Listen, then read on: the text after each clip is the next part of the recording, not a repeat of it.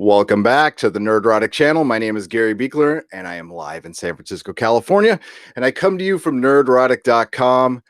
Happy Halloween, everybody. Welcome to the Wednesday Hallow Nooner. We usually do a Nerdrotic Nooner here every Monday and Wednesday at 9:30 a.m. Pacific time-ish. And we talk about anything and everything.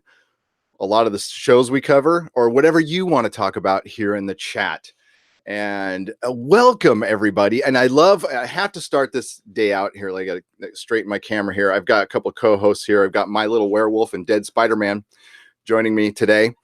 Thank you very much. 15 years of blissful marriage to Mrs. Nerdrotic is today. Man, oh, hey, I got my own notification too. Wow. That's a nice anniversary present. Nice. I'm going headphones list today, so if I blow you all out, I'm sorry. I usually wear headphones because I talk loud and I don't want to blow your ears out. So thank you very much, and welcome to Viking Bitch, B. Cluette, Geminal, Truth Apocalypse, Felipe Diaz, Hound 3000 needs some hugs. Send some hugs. Cato Roan, hail Cato Roan. JD Brisbois, Matthew Davies, Mary Ashmead and the Wrench, of course. How are you? And I'm going to welcome some more people in here who is, yeah, okay, that's good. We got some people rolling in. And yes, we will be, Steve Nyman. Yes, it's my dark droogie look. Yeah, I was going to do like a bearded Constantine, but I decided to go Death Pimp instead. This is kind of what I wore for my wedding a little bit. I have PETA won't like this, but I have a blazer, a horsehair blazer that I wore during my wedding that cost a fortune. I bought in London. I might show a picture of it later. There is a video of our wedding that's up on YouTube that I will share. I'll link in the description here. It's on my other like personal channel that I don't put videos on anymore. If you guys want to be bored by that, the wedding was only 8 minutes long. We were married by the Grim Reaper on Halloween in Las Vegas, and then proceeded to have a 2-day bachelor slash bachelorette party, which is the stuff of legend, by the way, what happened those 2 nights. Pretty amazing stuff. Yeah, so happy Halloween, everybody. Yes, we're going to talk about normal stuff. We're going to talk about the Expanse and how the Expanse can win something and get no effing respect, which, I tried to fix as much as I could on Twitter. We'll also talk about, we got a first look at Henry Cavill's Witcher, Geralt. And I don't know what you all think about that. We also have some news here from, there we go. So a fellow YouTuber, in the bad news portion, which we'll do later, a fellow YouTuber got doxxed, and I have a lot of feelings on that, and it's pretty messed up.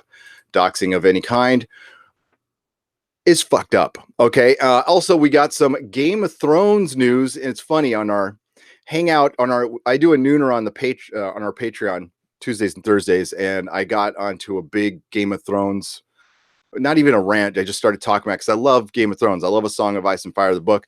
And we did get some news. It's funny, we got some news yesterday.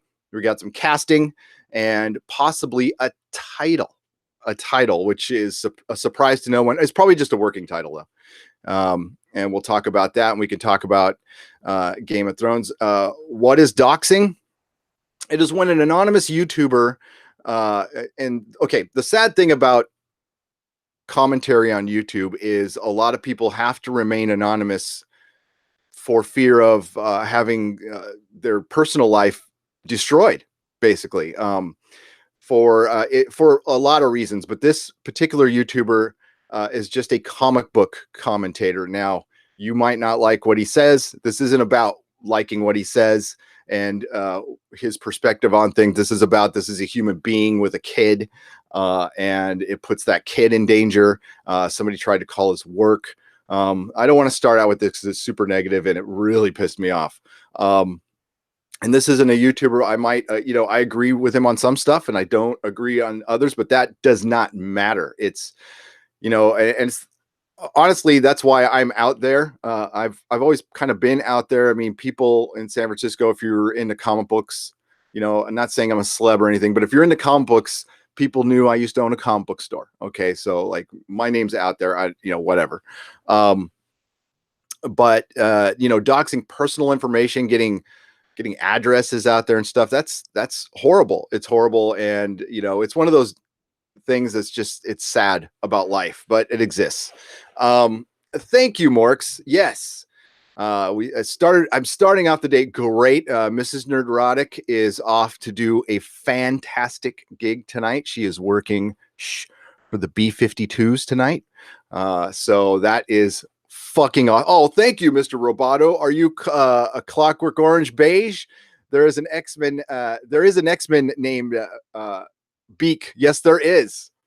There is, but I was Beak long before that Beak.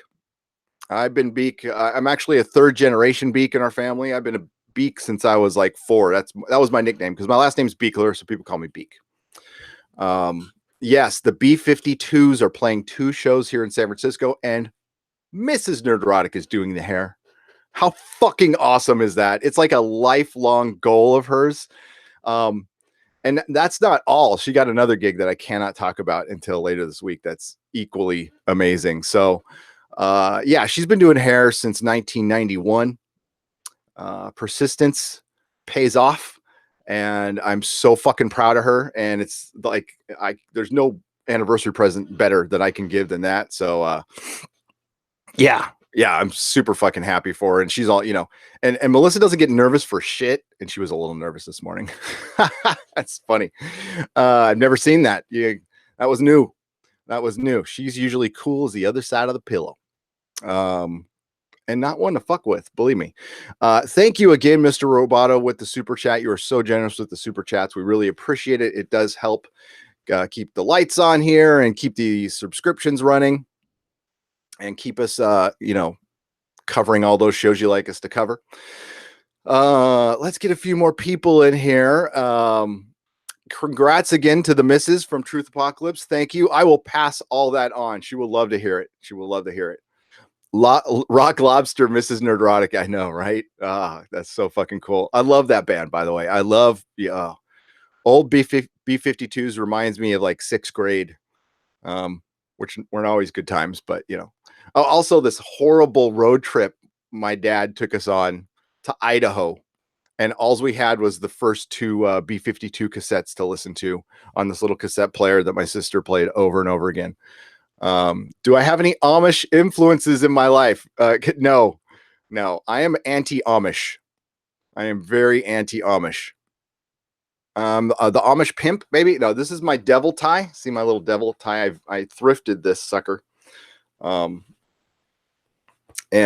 this is okay. So this is a genuine. It's got this also has horsehair in it. Sorry, PETA. And I bought this at the Top Shop in London. And that is where Winston Churchill bought his hat, and our former illustrious mayor. You guys probably heard of Willie Brown, Slick Willie Brown. I actually kind of liked Willie Brown. Willie Brown got shit done. Maybe he was a little crooked, but it's San Francisco. So yes, Willie Brown bought his hats there too. Classy. Yeah. That is not a word that has been associated with me very much. I appreciate that, Kato Roan. Fuck PETA. They're a bunch of hypocrites. They are. They really, hey, we all love animals. Okay. Nobody wants to kill an animal. I'm not about that at all, but, hell, how do you think we survived the Ice Age? Okay. There was no PETA back then. Thank you, Belinda. Happy Halloween to you too. And Mage Grey Wolf, welcome. Shifty, what's going on? And yeah. All right. So Belinda is like, she is the Expanse to me. All right. She is the Expanse. She is kind enough to share news that I can't, like, I look for it. I must just not look in the right places, but Belinda is like on top. So if you want to, you want to know about the Expanse, she's got a private Facebook group that she can mention here in the chat that and then there's the Everything Expanse Facebook group, and there's the Expanse Live blog, and then you can follow her on Twitter, and you will be up to date on anything Expanse. Believe me, she is good for that. Let's get to what she sent me yesterday. And it was just like, God damn it. Because they finally won something, and well deserved, by the way. So the Daily Dot did a top 10 of top 10 sci-fi shows for 2018, and the Expanse won. But what's wrong with this picture? Does anybody see anything wrong with this picture? I think I see something wrong with this picture. All right, for a show to even be on the list now, if you're going to put the show on the list for its past deeds, sure, but for Doctor Who to be on the top 10 of anything for 2018 with 4 shows in, and 4, like, I'm going to be real nice here, 2 mediocre ones and 2 awful ones, doesn't deserve to be on the list. Oh, but wait, there's worse. There's actually a worse show in the list. So, the best sci-fi TV shows of 2018. Now, for one, Maniac being at 10 is a disgrace. With the high concept dream sequences, accomplished visual style, Maniac is a magnet for the adjective like weird and trippy. But amid all the musical numbers and surreal dives into subconscious mind, it's surprising how familiar this all feels. The show stars Annie, Emma Stone, and Owen Joan-Hill, who both volunteer for a clinical trial that sends them into an Inception-like dream universe designed to help them untangle their deepest traumas. Now, we have reviewed it here. You could check out the video. I loved Maniac. Maniac should be way higher than 10, especially when you consider what 9 is. Lost in Space, which we also reviewed. Lost in Space, I will just tell you, was a pretty mess. It wasn't terrible. Now, if you are a huge fan of the original series, you might not like it. The best thing in it was the most controversial move was Parker Posey playing a version of Dr. Smith. She was great. I love her and everything. But the rest of the family was kind of annoying. Okay, The Rain. I have not seen The Rain, so I can't give you an opinion on that. Philip K. Dick's Electric Dreams is very good. Black Mirror, even having a subpar season, was a little better, but Philip K. Dick's Electric Dreams was good and sure belongs on this list. Westworld. Well, you know how we feel about Westworld here. I'm going to still say I'm still a fan of Westworld. I think it could turn around. I'm hoping it just had a sophomore slump. That is another nice way of putting an awful end to season 2, which did have great episodes. Okay. Like, the Aki episode 7 was a beautiful episode. And worth just rewatching by itself, but, how the story unfolded, maybe it will be put back together in a better way in season 3. So that's why I reserve a little judgment, but the fact that you're left on that kind of a cliffhanger and it wasn't fully executed, and then you have to wait almost 2 years, kind of a bummer. Sense8, I love JMS. I do. I couldn't get into that show. I just couldn't get into that show. So I didn't watch enough to say it was good or bad. I know some people, it's either a love or hate show. That's fine. Star Trek Discovery being on this list at all is an absolute disgrace to humanity. Alls I look at this picture and I see Anson Mount in the background, and you know what he's thinking. He's like, I thought I was going to bounce back from the Inhumans with this show. Fuck. That needs to be a meme somewhere. Somebody can do better than me. And then Star Wars Resistance, which I've watched 3 episodes of and was bored and just with an annoying name. Doctor Who at number 2. I got a number 2 for you. I got it. And then finally, Justice. But it didn't get pictured. The Expanse narrowly escaped cancellation this year, dropped by Sci-Fi after critically acclaimed 3rd season. Amazon picked it up thanks to an impressive, determined fan campaign. That's right, Beltalaudas. We did it. Rightly realizing that the show has a bigger audience online than in live TV ratings. Yeah, those live TV ratings are bullocks. Season 3 is where the Expanse really took off. Although we recommend watching it from the start to get the full depth of its world building and long-term character arcs. Set in the not-so-distant future, it explores an epic conflict between Earth, Mars, a human colony, and the ragtag community of settlers who live in the asteroid belt, known as the Belters. Beginning as kind of a neo noir starring Thomas Jane as a detective on a space station city. It evolved into a massive political drama with gripping space battles and dozens of characters. Think sci-fi Game of Thrones. Yeah, somebody's been saying that. Except with tighter plotting and ooh, that was a shot, and much more diverse cast. Wow, see, yes. Season 2 and 3 dig deeper into a mysterious alien entity introducing in the earliest episodes, ending on a gasp-worthy cliffhanger that marks an exciting new step for season 4. And they are right about that. Season 4 is going to blow your fucking mind because I've read the book, and apparently they're going to mix in the book and they're going to mix in one of the novellas. So it's going to be based on Cibola Byrne, and it's also going to be based on the Gods of Risk. So well done, Expanse. Long overdue, fucking winning something from the Daily Dot. I will have you know that here at the Nerdrotic channel, our top 10 sci-fi, we will do a list of top 10 sci-fi, but it's not 10 long. I would say out of our top 10 sci-fi, probably we're going to count Expanse episodes. 6 spots belong to the Expanse easily. Because the Expanse is by far the best sci-fi I've seen since Battlestar Galactica. If you haven't seen it, I highly recommend it, especially if you're a Battlestar Galactica or Star Trek fan. Yeah, forget Star Trek Discovery. Watch the Expanse. There's a couple good shows on that list, but most of that list was blah. And there's a missing show. Did you all notice the missing show in the chat? Because I would consider it sci-fi. Wouldn't you consider Counterpart sci-fi? I would consider Counterpart sci-fi. Counterpart should have been a solid number 2 on that list. It is a brilliant show, and it is sci-fi. It's very subtle sci-fi. We'll call it like that. Brilliant fucking show that belongs on that list. So here at Nerdrotic, we will do our own list. As promised, we will do. We're going to do the Uranus Awards. That we're going to do that towards the end of the year, but we got to think of a nice name for maybe the Jupiter Awards. Somebody done that already? The Jupiter Awards, or maybe the Pluto Awards, to give some props to poor Pluto. We still love you as a planet, Pluto. I don't care what the scientists say. I don't care what Neil deGrasse, the smoking grassy Tyson says. Pluto's a fucking planet in our hearts. Poor Pluto. Oh, and the Orville, yeah, Captain Robert April. I'm an idiot.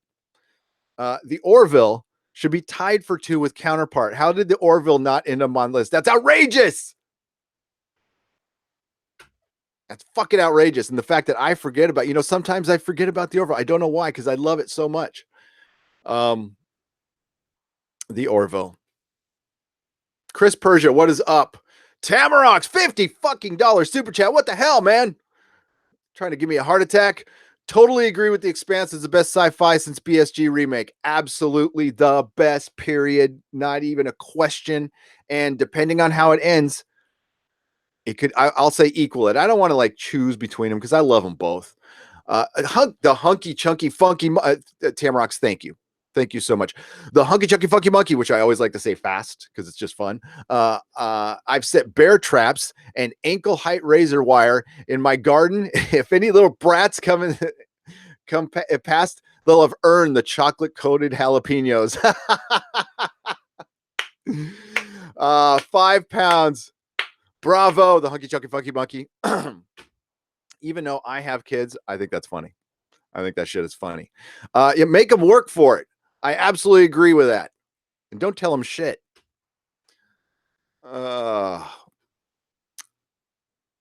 Mary Ashby, we're all thankful for you. And I'm grateful to have you all joining me here today for a fun nooner.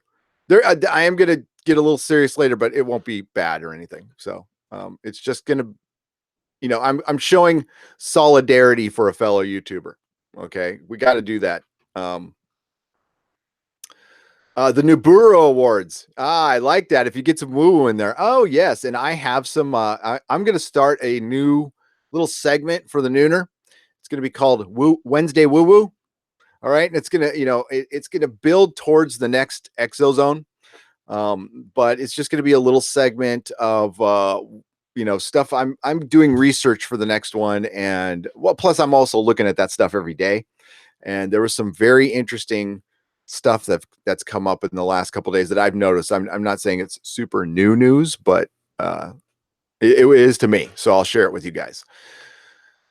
Yeah, Chris Persia, you forgot the Orville because this is so good. Yeah, it's just fucking good. And the new trailers, there's 2 preview trailers that came out that were great.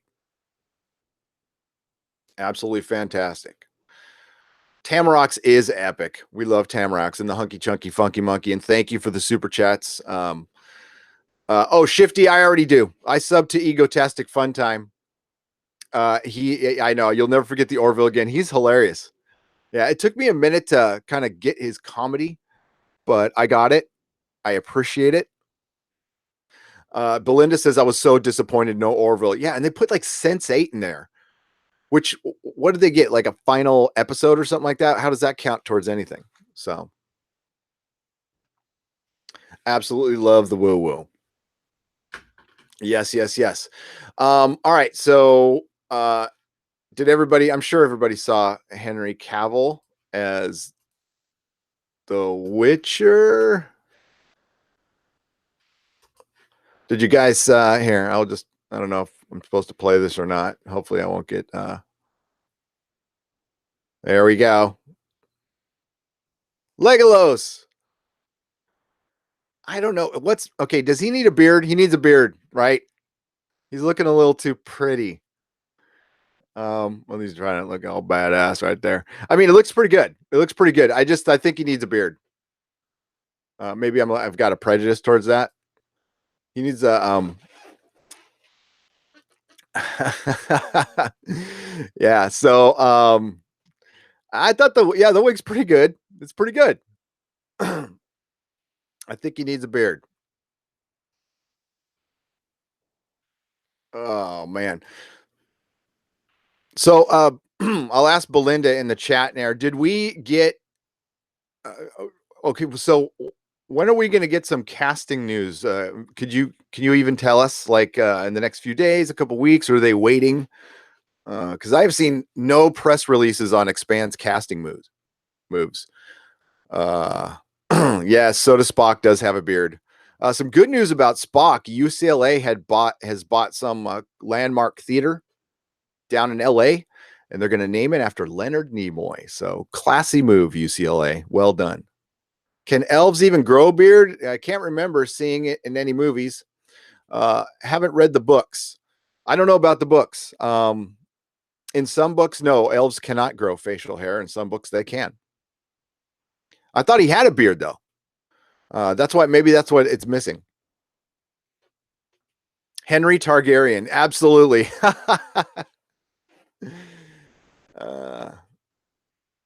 Henry Targaryen, I like. It does look bad. I mean, the Witcher looks like it's probably going to be good. Casting news may take a little longer, but wow, it'll be worth the wait. Cool. That's awesome. I can wait. I ain't going anywhere. I am not going anywhere. Alt Spock had a beard. Yeah, that is God. Oh man. And the whole fact that they're copying, they're copying Star Trek 5, and that's what they're pining some of Star Trek is pining some of their canon off of the worst mistakes of Star Trek canon and going with it and maybe thinking they can improve on it. I don't know. Cybok, really? I don't think so. Okay, let's get to the chat some more here. Hidden Wiki says adult Nerdrotic channel last night Adult Swim bumper showed the Antarctica rectangle ice photo. Oh, okay, the Antarctic rectangle ice photo taken from a few weeks ago had a Venture Brothers logo on it. Oh, it did. That's great. Oh no, I gotta see that. Oh man, that is funny as hell. I wish it said season 8 on the bottom. That is brilliant. Tommelfinger says the Witcher needs a beard to cover the butt chin. Oh my god, I don't know why that made me laugh, but it's funny. Tommel finger, well played. Oh, Mary Ashmead, I love woo woo too. We will do woo woo later, I promise. I promise. We got a long way to go. We've only just begun. Yes, we have. I'm sorry if I stepped on Anti-Trekker. Anti-Trekker's changed his live streaming schedule and it like conflicts with mine a little bit. I wouldn't be opposed to pushing it to 10, but I've been doing this for a while. So, but I don't want to, I like him. I like him. His Mrs. Anti-Trekker did a pretty good review of the Hellbound Heart today. So many sci-fi shows come to mind before some of those on my list. The Orville, Alter Carbon too. Philip A. Demick. That was on my notes and I forgot to mention it. Alter Carbon, Counterpart, The 100, 12 Monkeys, Killjoys, Dark Matter, all better than most of those shows. Yeah, we need to work with this list. Philip A. Demick.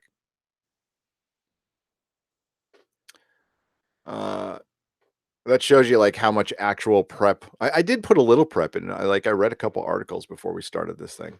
I do like to, have topics.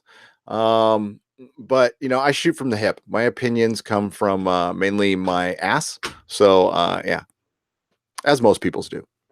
Christmas elves can grow beards. That's a good Renee Monsoya. That is a very good point. Oh my God, Philip A. Demick. Yeah, that's a great list right there. Yeah, how did Alter Carbon not get on the list?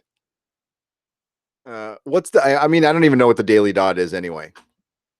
The Daily Dolt, but they did pick Expanse for the win, so we got to give them that. We got to give them props for that.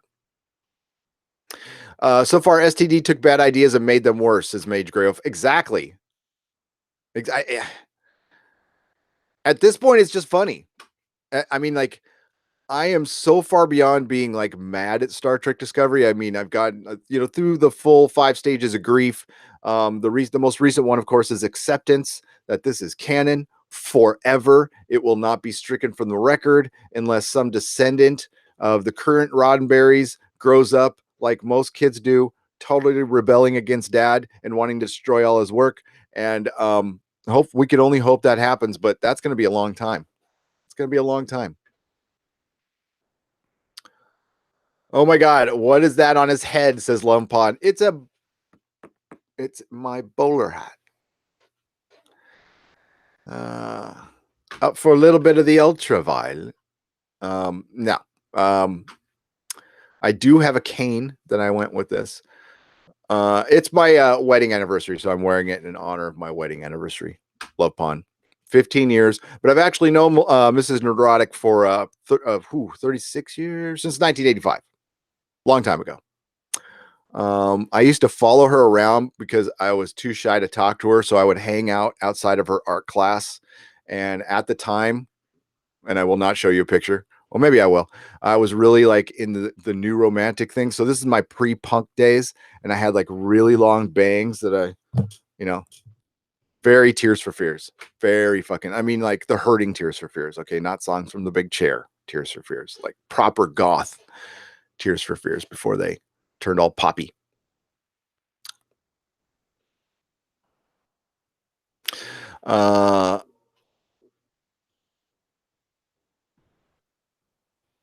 Pics of the rectangle ice with Venture Brothers logo on the screen. That's fucking hilarious. I will find that and share it. Please, or if you're on Twitter, share it on Twitter and I'll show it. Hello, Mako.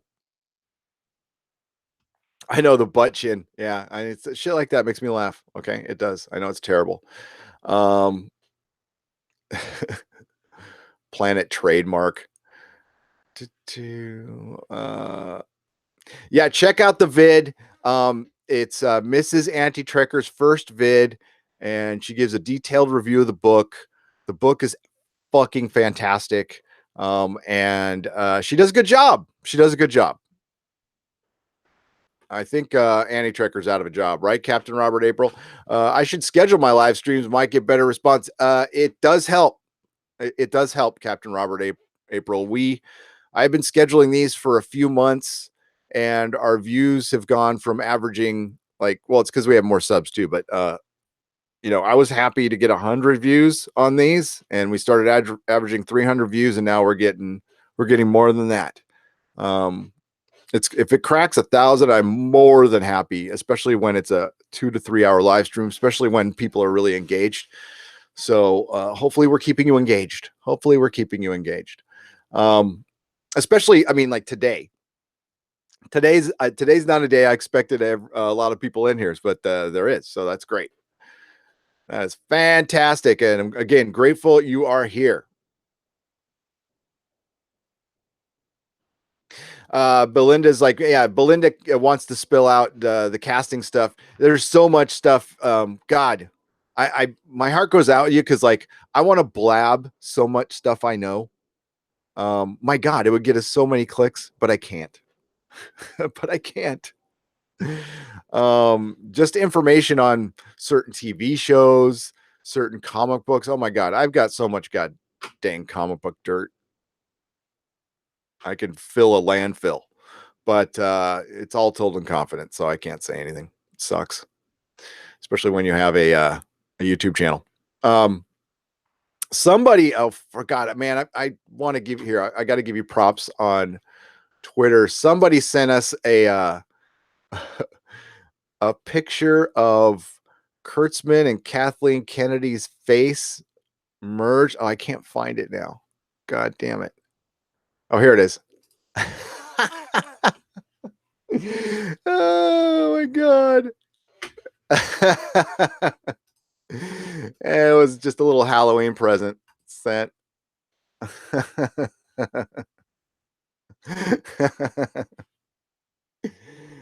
Crew member 75. Thank you. Will haunt my dreams. Oh my God, the internet's fucking cracks me up. I mostly love the internet. Okay. I appreciate a little trolling. Trolling is good for, it's good for the soul, keeps you humble. Humility is a great thing. Trust me. I feast on crow quite often. And I've learned to just, put a little hot sauce on it and like it. That's funny. That shit's funny. Kurtzman thinks the novels were canon. What? He really does? Oh my God. Says Captain Robert April. You know what? He did mention that, right?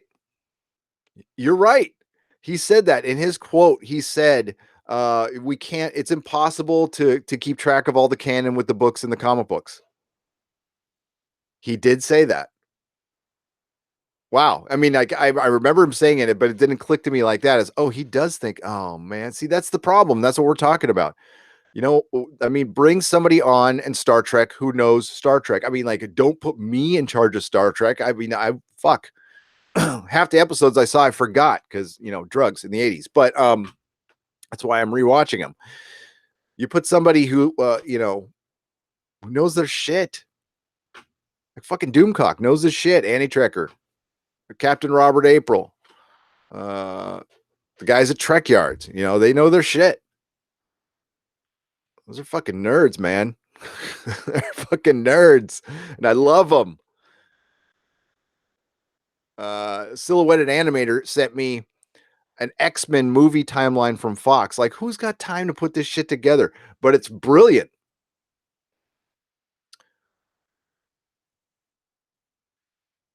You thought I was doing an homage to Boardwalk Empire? Oh, maybe. I like that show. It was good. Some well-connected fans in the Expanse production office has a weekly newsletter. It's interesting. Lots of wonky stagecraft, and she is, says Grady Boyles. I will check it out. Brent Newman, thank you for £2. Halloween to you all. Halloween to you all. Thank you so much. I appreciate it, Brent. You guys are all right. What's up, Tim F? How's it going?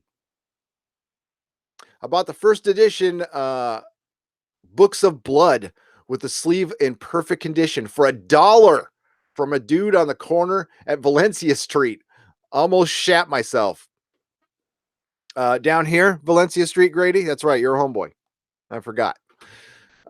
Yes, Valencia. Good old Valencia. That's not far. Well, it depends on what corner you were on, but that's not far from where Nerdrotic Jr. goes to school. Well, the Shatner books kind of fit with canon. JD, yeah, canon's kind of a thing where, like, when it comes to books and comics, I choose to what to count, and the whole return thing, I count, because that's a good. I would love to see that adapted, animated, or something.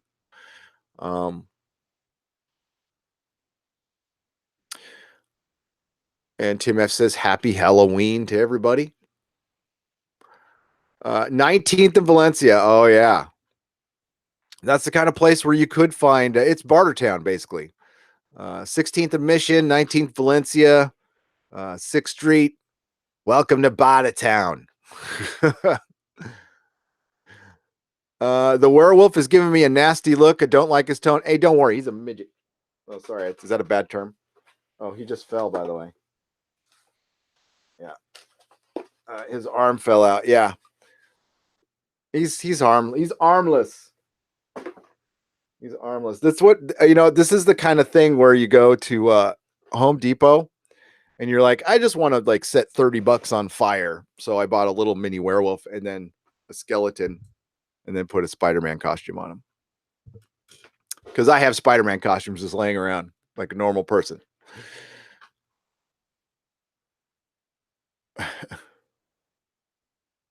Oh, Matthew Davies, that's pretty deep. We're all a book of blood. Whenever we're opened, we're red.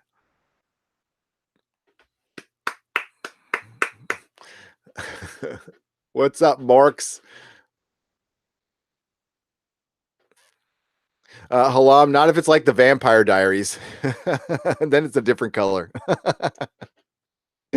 I've seen way more fucking Vampire Diaries than I care to admit, but that's part of blissful marriage. Blissful marriage.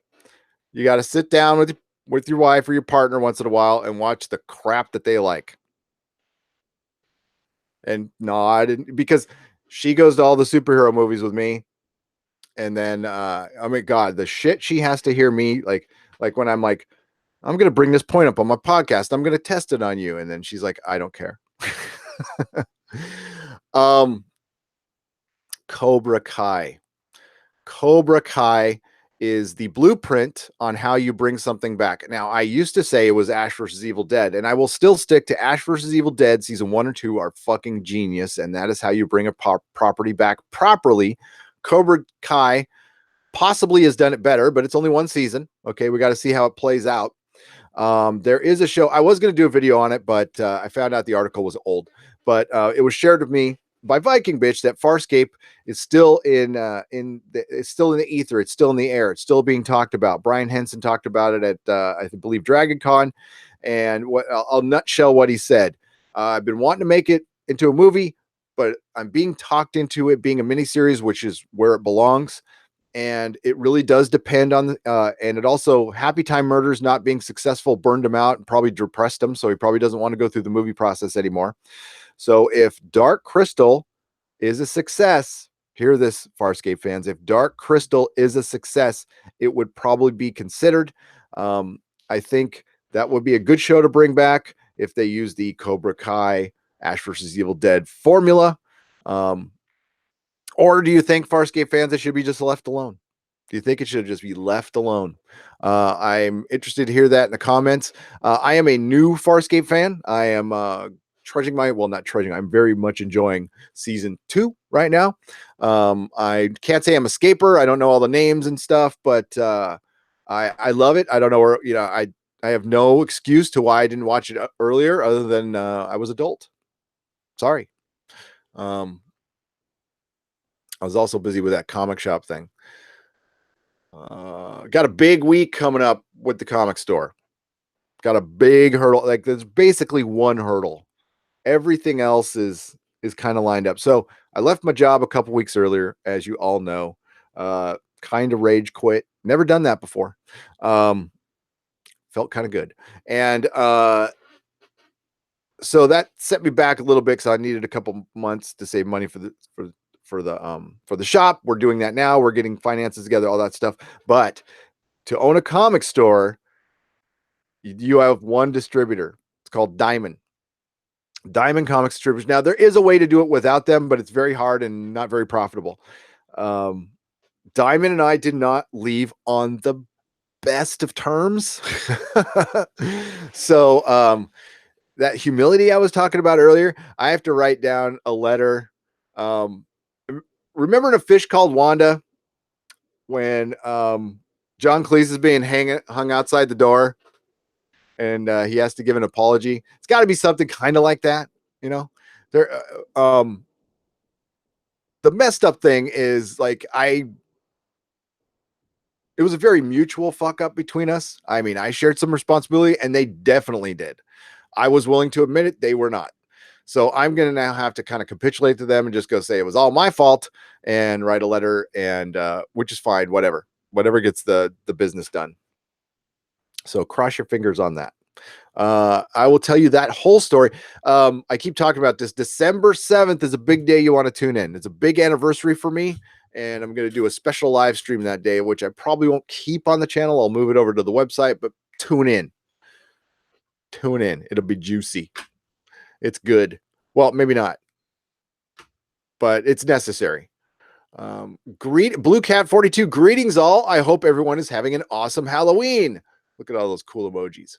Got a skull, a Japanese goblin, a Japanese ogre, a robot, an alien, thank you, a ghost, space invader, and a pumpkin, and a smiley cat.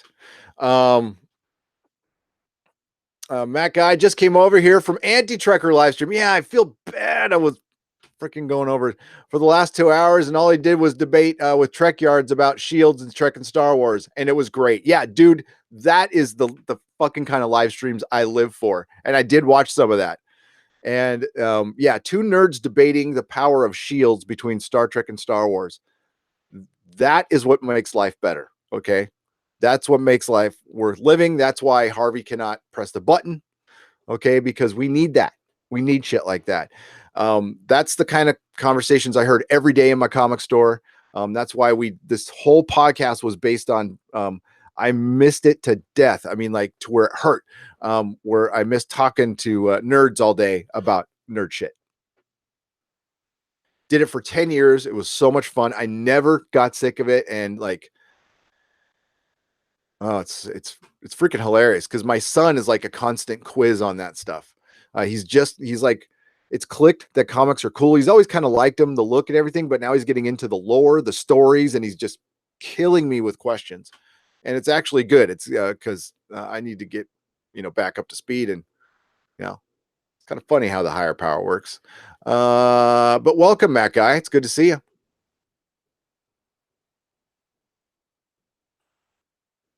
Did it say property of Gary B inside the cover? I would not sell my. I trade my books sometimes to a place, a good little bookstore here in San Francisco. San Francisco's got a fucking ton of good bookstores. It's one thing I am thankful for. I mean, the city, yeah, there's poop on the streets and it's kind of weird. A lot of good bookstores, a lot of good vinyl, a lot of good comic shops, a lot of movie theaters. No shortage of entertainment.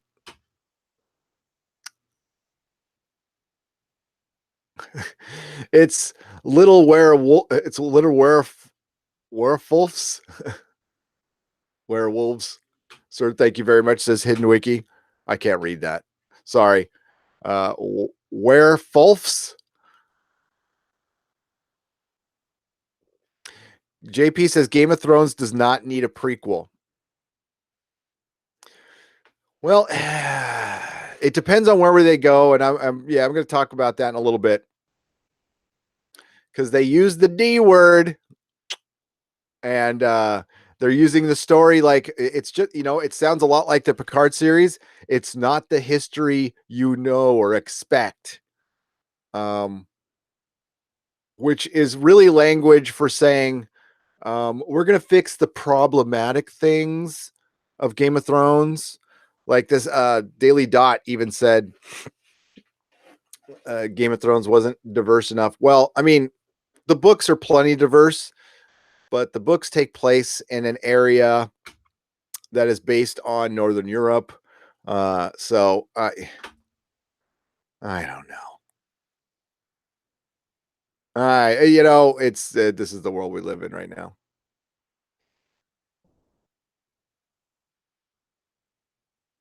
JD, get the guys who made Cobra Kai and get them to make an X-Men show like that. Yeah. Or get the creators of Venture Brothers to make anything. Although that would take them off Venture Brothers, so I don't know how I feel about that. Like when they're done with Venture Brothers.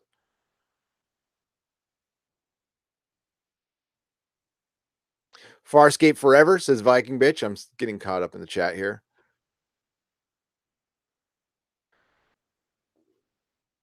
Renee Monsoya says True Blood had more of the Harlequin horniness, trademark. Yeah, my wife read all those, and I did watch all of True Blood, and that last season was a smack in the face to all the fans. They were basically clowning us for watching the show. I was so mad at the end of that.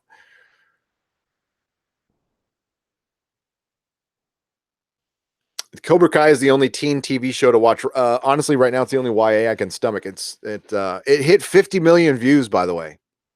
It recently hit 50 million views. So add that up. Add that up to any other TV show. That's insane. That doesn't that beat like reality singing shows, which get like how many people watch that? I don't know because I don't pay attention to them. Farscape needs to be a TV series that needs to start where the comics end. Bring back the OG cast. There is no way it would work as a reboot. No. And you'd almost have to go back down to Australia. It'd be tough because they even mentioned that this whole thing was lightning in a bottle. They went down to Australia where there was a bunch of out of work, really fucking creative people. So they got like this super team. Plus, it's Brian Henson. So I mentioned before, we know somebody who's working on the Dark Crystal. We're going to get her on the show, and hopefully she knows something about Farscape, and we'll ask her about that. But if you're into the Dark Crystal is going to have a 10-episode season. That's going to be killer. Unfortunately, I think didn't Trevor Jones pass? Is he still around? I thought I remember him hearing he passed away. Maybe I'm wrong though. The composer, who did one of the greatest soundtracks ever. Oh, he's still around. I don't know why the hell I thought he died. Sorry, Trevor. My bad, buddy. He's still way alive. He's 69 years old. He looks great. He's from South Africa. And yeah, they need to bring him back because the Dark Crystal soundtrack, one of the greatest soundtracks of all time. Period. I mean, don't you agree, soundtrack heads? I know you guys do. December 7th will be a day of truth. Who knows what kind of secrets will be revealed? It will. It was a day that lived in infamy. It's a big anniversary of something. Something that was, you just got to find out December 7th. Tune in. I'll put the time on the schedule on the nerdrotic.com, by the way, is where we do everything live. And we have a live schedule. And what Captain Robert April was talking about, we schedule our live streams. And I think it's a good thing. I think it's a good thing to do that. We try to schedule around as many people as we can. We try to remain respectful of other YouTubers, whether they know we exist or not. If we're kind of in the same area, I try not to step on any toes, but sometimes it's unavoidable.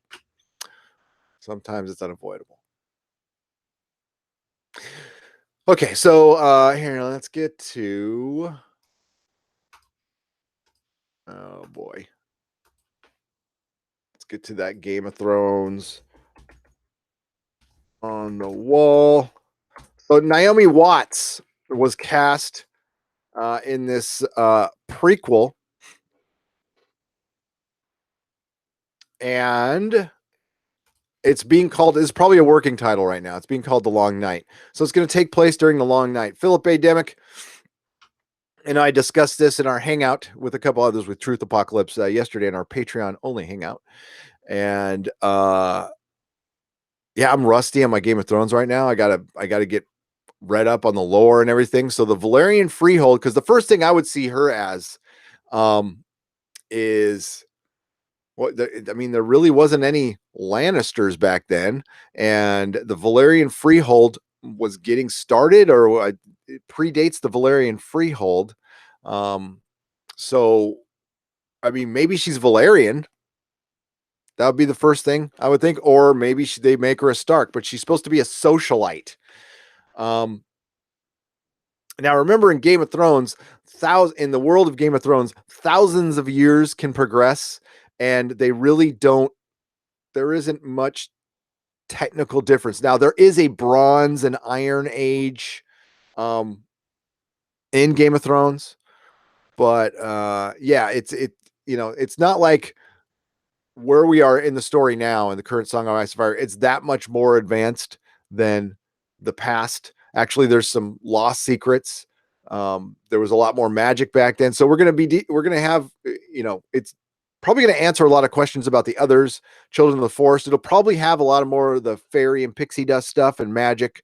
um and yeah, I but it's not a time that's known. Old Nan has told some good stories that if you just watch the show, Old Nan tells a story to Bran in season 1 that's pretty creepy about the others, and riding ice spiders and stuff like that. So God, if you're gonna do a prequel, go 5, 6, 7, 8,000 years where it doesn't mess at all with A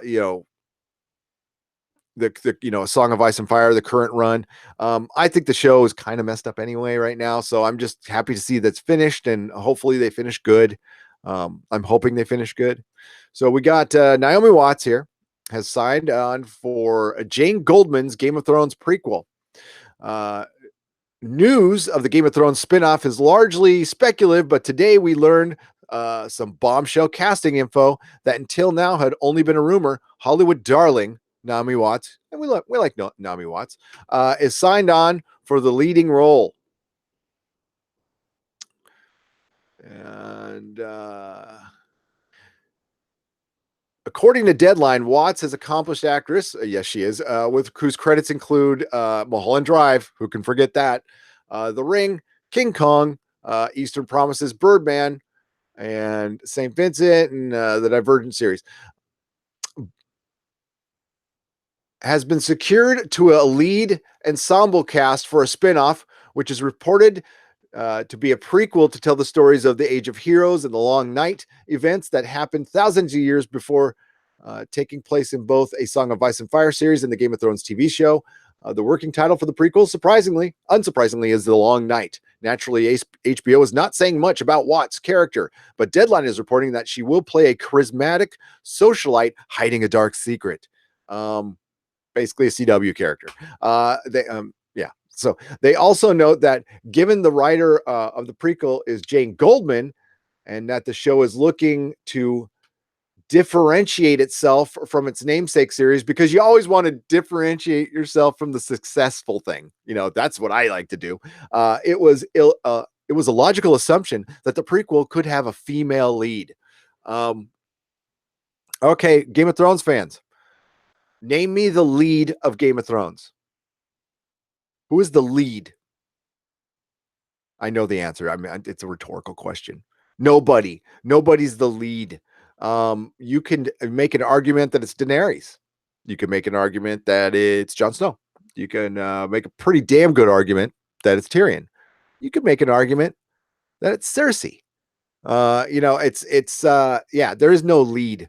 So I don't know what that's about. It's going to be an ensemble cast. I saw the casting list, and they were asking for some Northern European older guys. I was like, maybe I should do it. But then I remembered I don't do accents, and I'm not an actor. This isn't being confirmed by HBO anymore. And in fact, in July, HBO president of programming Casey Boyles told Deadline that they didn't want to limit Goldman to writing mostly female characters, but given the news, it's certainly tempting to believe that The Long Night will feature a female lead. Yeah, of course. We wouldn't want sausage fest of Thrones. So there you go. Deadline also confirms, also notes that the casting was confirmed after lengthy negotiations, which for an actress of Watt's caliber makes sense. In fact, here at Watchers, we heard a strong rumor that the casting during negotiations, but it's nice to have confirmed it. Okay, I mean, I'm good for her. I hope she got every penny she deserves. She's a fine actress, but she's not A-list anymore. I mean, like. Eddie Newcastle wants to know what happened with The Expanse. I'll give you a quick update. What the hell? So with The Expanse, it on the Daily Dot. The Daily Dot did a top 10 TV sci-fi TV shows, and The Expanse won, which is awesome. But here's basically here's the headline. So The Expanse won, but you wouldn't know it. It looks like Doctor Who won. So that's what kind of pissed me off. Well, not kind of, it really did. And Belinda was kind enough to bring that to my attention. So I actually put a tweet out fixing it. I put The Expanse picture over it. There's also some bloody awful TV shows on this top 10. So we're going to do our own soon. And it's missing the Orville, Altered Carbon counterpart. But they put Star Trek Discovery, a bad cartoon, one episode of a series that got canceled on Netflix. And a show, and a couple other shows that deserve to be on there, like Maniac. That's good too. But that's breaking down what happened with The Expanse. It gets no respect, my friend. It wins something and then they freaking do this shit. Assholes. I mean, thanks for having them win. Congratulations, Daily Dot. But even when they win, they lose. So I'm guessing that they're going to win that People's Choice Award. I think that's a slam dunk. And that is a day we will celebrate, although awards do not matter. What matters is you guys, as matters is us and what we think about The Expanse. And we know it's the best. And, award shows are lame anyway. You know what the best award is time. Time. 5 years down the road, after everybody's nostalgia and, hysterical nostalgia, that I'll call it, kind of dies away and people like calm down and, get some time and distance. It's kind of like a breakup. And you realize that Star Wars The Last Jedi really was a bad movie and Star Trek Discovery really is a bad TV show. And listen, I've done this. Okay. Like Phantom Menace. I was convinced it was a good movie for a little while. All right. I am guilty too, but my nostalgia like took over my brain. And then I went, oh, it wasn't good. Fuck. And it time does that. It's just time. It doesn't make you a bad person, doesn't make me a bad person. So when time goes on and if somebody goes and looks at that list 5 years from now, they're going to laugh. And then, well, they'll probably have a hard time finding it because the Daily Dot won't be around because it makes lists like that. Now, just because you got number one right. So props, you got number one right. But the Orville, come on. Altered Carbon.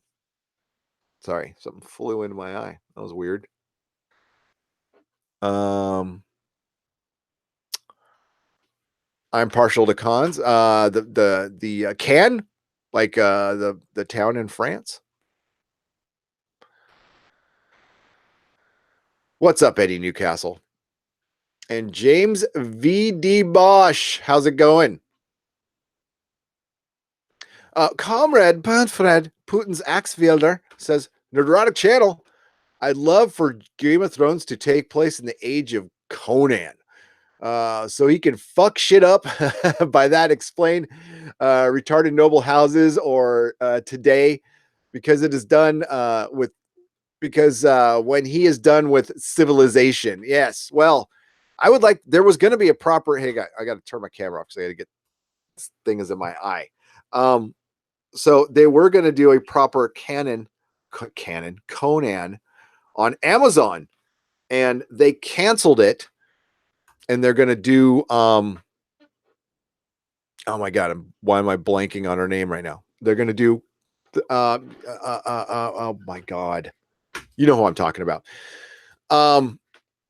Rose McGowan was supposed to play. Oh my God, this is terrible when you get old. So the reason they canceled it is Conan is not something you can make today. Now, I read between the lines on that article, but that's basically what they're saying is Conan is not something you can make today, period. Which tells you, like, I mean, we're in such a bad time for art. We are. I mean, I don't know. The new Puritans have risen. I read an article. Now, I was going to share it, but it's just too damn political. So you guys can go find it on your own. I'll put a link in the description later. It's on Deadline. Somebody wrote an article as Hollywood creating extremism. So it's basically PMRC shit all over again. And it's weird that it came out of Deadline. Now, the writer of the article did try to poorly show both sides of an argument.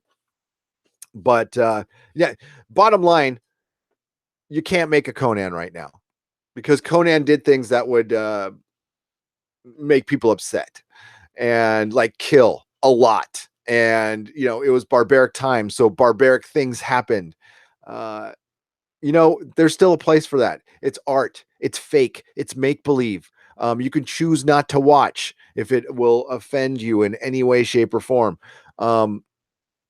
Yeah. What was it said on Twitter yesterday with Mr. Wade? You don't have the right not to be offended. You don't have that right. Red Sonja. Thank you, Matt Guy. God dang. Drugs are bad. Okay. Drugs are bad. Fucking, how can I forget Red Sonja? Jesus Christ. Politics have ruined art. They have. They have. It sucks. And, it doesn't matter what side it is. It truly doesn't. It's how they're presented. And if they are one side or the other, my opinion remains the same. Don't alienate people with your storytelling. Make them think. And if you that's, I guess, the difference between a good writer and a bad writer. If a good writer puts in politics and it made you go, things that make you go, or if you're watching the first 5 minutes of Sabrina and somebody just blurts out, patriarchy, it's like, just so they can insert it in there, and it means nothing to the story. And yeah, that's it. So, and then of course if I basically, if I criticize Sabrina for just being a bad show, I mean, if you like the show, cool. I mean, again, just because I don't like something, it doesn't mean it's not good. I don't think my opinion is better than anybody else. It's just me not liking something, period. But of course, on Twitter, I was called a Nazi. So, I mean, it was just like, I didn't even bother responding, and I don't get that very much. That's why I was kind of odd. It's not, I try to be very fair in my criticism here. Except for Star Trek Discovery. I'm not super fair on them, but I tried. I was for a little while. But yeah, and yeah, somebody came at me on Twitter and said, next time you're slagging on, social justice politics, and which I don't do that often here. I try to keep it to the story and the content. You need to remember this, and then they copy and pasted somebody else's words. They felt so strongly about it that they retweeted somebody else. And it was basically saying I was a Nazi because I didn't like Sabrina. Okay. Yeah. Now, hey, Dennis liked Sabrina, and that's fine. And he's free to do a review on it if he wants, but I can't watch that show. I was done. Blue Cat 42, not in my opinion, but Dennis will tell you yes. I don't know what anybody else thinks of it, but you're working and lurking, Pen Farm Girl. What's up? Don't forget to lick that button. Captain Robert April says, Ren called the new Sabrina a hot mess. She still enjoyed it. Ren? That's not a surprise. I think, and that's basically what Dennis said about it. But it tell you what, it doesn't play it plays to a smaller audience, but it plays to that audience well. So go get them. Go get them, Tiger. Yes, Cecil Neal. I forgot Red Sonja, and I am shamed. I am shamed. Shame. Getting back up to the chat here. We were talking about the Game of Thrones stuff.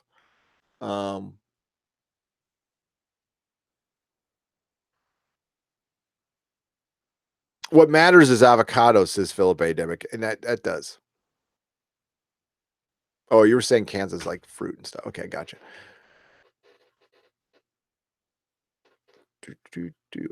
Oh man, my squeaky chair's returned. Sorry, Viking bitch. I thought I had it fixed.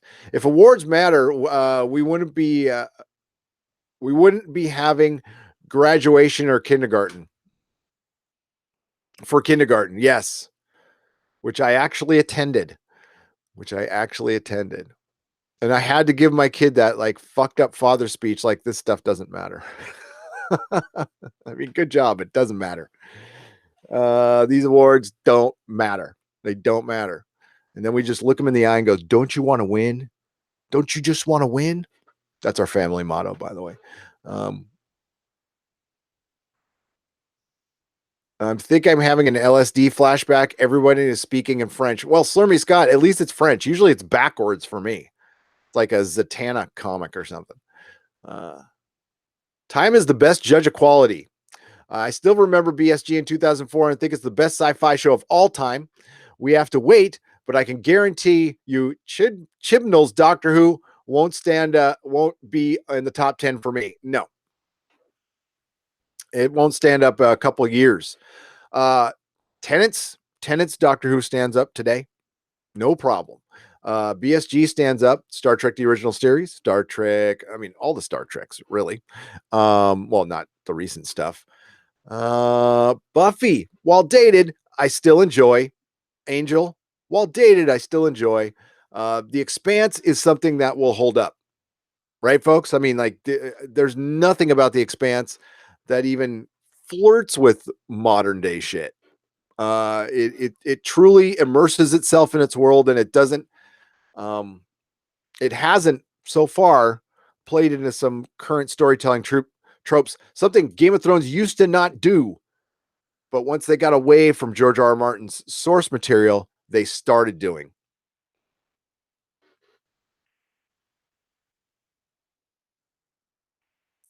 Hence George Lucas's Shakespearean handbook. Then he would say, it's like poetry. It rhymes. Huh.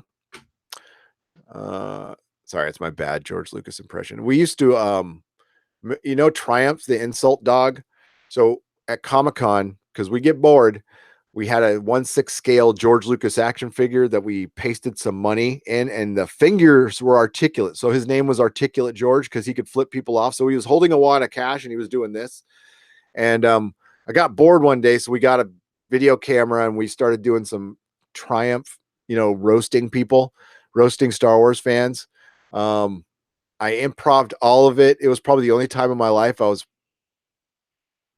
wow. You hear that? Bunch of birds going crazy outside. That was weird. So where was I? Yeah, it was the only time in my life I was really funny, and Dennis was following me around and we were giving Star Wars fans shit. And it was, this was like right around prequel time. So they were very sensitive to it. And some of it was really mean, to be honest with you, but it was funny. And we were walking around Articulate George, and, I was just basically walking up to people and, asking, how's your childhood feel now? And a lot of the current stuff, man, now that I look back on the prequel anger, it is nothing compared to this current stuff, which I'm glad is kind of over. Don't you feel like it's kind of over? Have people kind of moved on from the Star Wars? I feel like they have. I certainly have. JD's got to go. Hey, peace out, man. Happy wedding anniversary, Gary. Happy Halloween, everyone. Hope to hang out with you all in the next Nooner. JD, have a great day. Thanks for popping in. We always appreciate your presence here. And we appreciate, hey, if you're just watching, jump on in the chat. Please join us. There's a good bunch of people here. We're fun. They're funny. These people are funny. They're the best co-hosts. That's Oh, Comrade Burnfed axe Putin's axe wielder, says Nerdrotic Channel. Yeah, fuck Amazon. I don't like them, even if they save the Expanse. I used to be very critical of Amazon. I used to call them the Walmart of the internet, but they saved the Expanse. So, eh, God, kind of sellout. Sorry, buddy, but you're not, and that's why I respect you. That's why. But if they cancel the Expanse, pitchforks and torches. That's all I'm gonna say. How about Solomon Kane, says Renee Monsoya. We reviewed that movie. I think it's a Patreon only. That'd be a good property, but the movie that came out a few years back, I actually like it quite a bit. I don't know if it saw the light of day. I think it did in Europe or something like that, and it had some Sam Raimi people involved in it. It was a pretty good movie. It's a pretty good movie.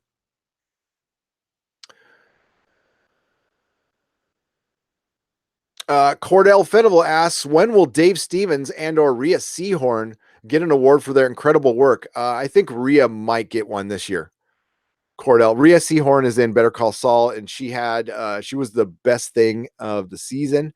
Her character arc was amazing. She's really good.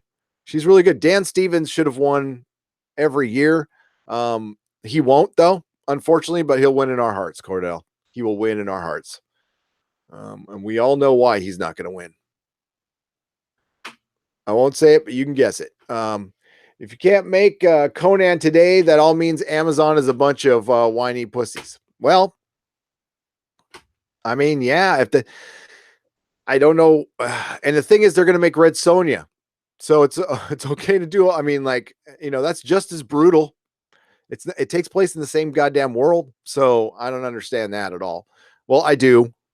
Again, rhetorical statement, rhetorical question. I don't know. I'm not that smart. Hollywood doesn't talk about anything bad about the Chinese, though. Interesting. No, they don't. All the free Tibet stuff is done. Remember free Tibet? Remember Richard Gere was all about the free Tibet? That is squashed. And we know the answer to that too, because they do business with them. I mean, we always hear about Russian bots. Wasn't it, Chinese hackers 10 years ago? And nothing, whatever. I don't care either way. But it's just interesting how like side shift, but they want to, be moral. Yeah, you know what? I'm sure there's like I said, there's Russian bots, there's Chinese bots, there's Nicaraguan bots, and especially there's Disney bots.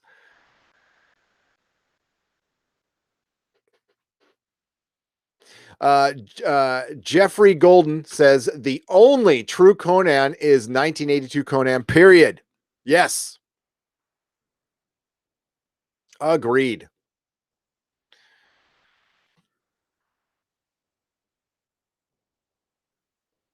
Red Sonja. Red Sonja.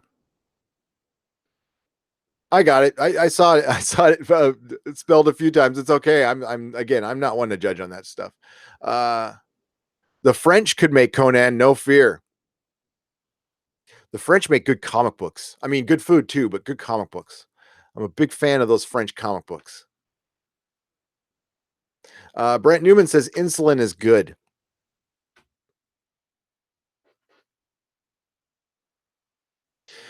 Jason Momoa was actually a pretty good Conan. Captain Robert April, I agree. I think it was just bad writing. I would give him another shot. I thought he was a good Conan. Big fan of Conan.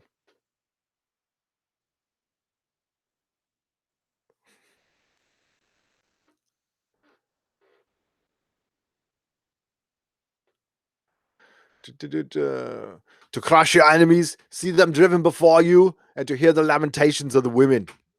There you go. Conan, what is best in life?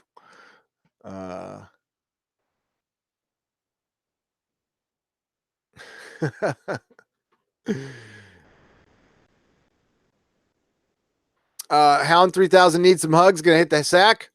And happy Halloween. Congrats, Gary. Thank you very much. And take care. Have a great, great day. Have a wonderful day. Getting through the chat though. The novel I'm working on all would offend all being not PC. Thus, it will sell. I don't care. I'm writing it for myself. That's what you have to write for. No matter what side of the aisle you're on, write for yourself. Don't concern yourself what other people are going to think. Write freely. It is your world, your imagination, and what people say is what people say. And you got to have your voice. I'm seeing how Sabrina is for myself.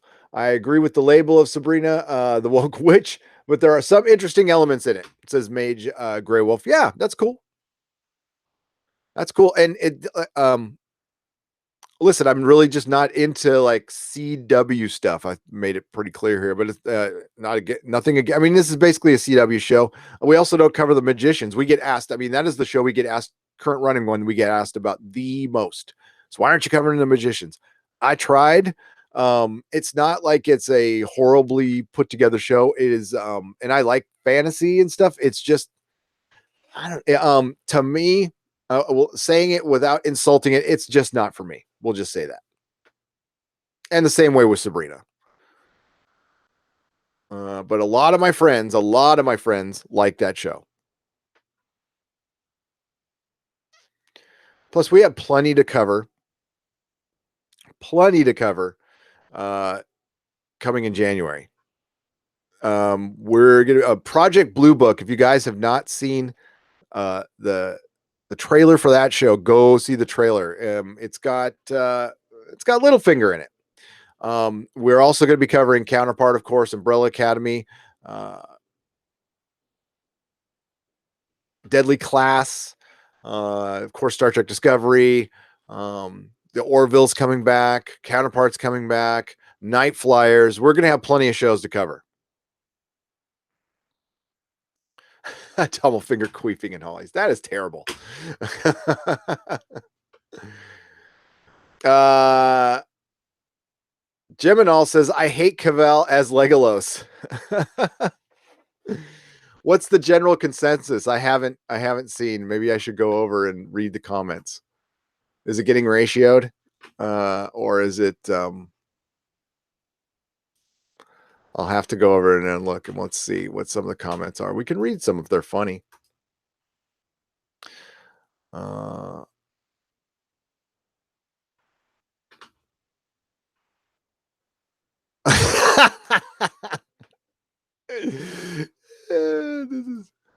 was funny. Sorry. This is one of the comments I saw on it. I don't know why that made me laugh. It just did. What am I reading here? Okay. Super Deagle says they didn't try. LOL. Oh, yeah. I was confused at a certain aspects too until now. I found out they're going for an adaptation of the books and not the game. Okay. The Adventures of Young Geralt, rated PG. That looks bad. Legolas is in The Witcher. I was excited up until now. A meme of Stone Cold Steve Austin laughing. Nope. Get a beard. I think that's what I said.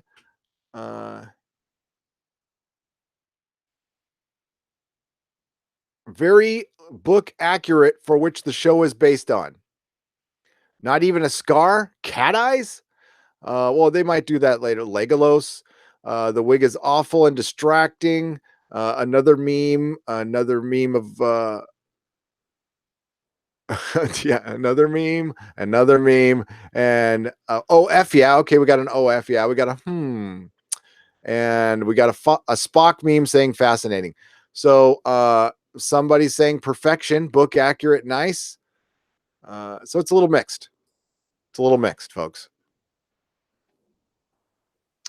Witchblade, CD Horde, yes, Witchblade, fan of Witchblade. There you go.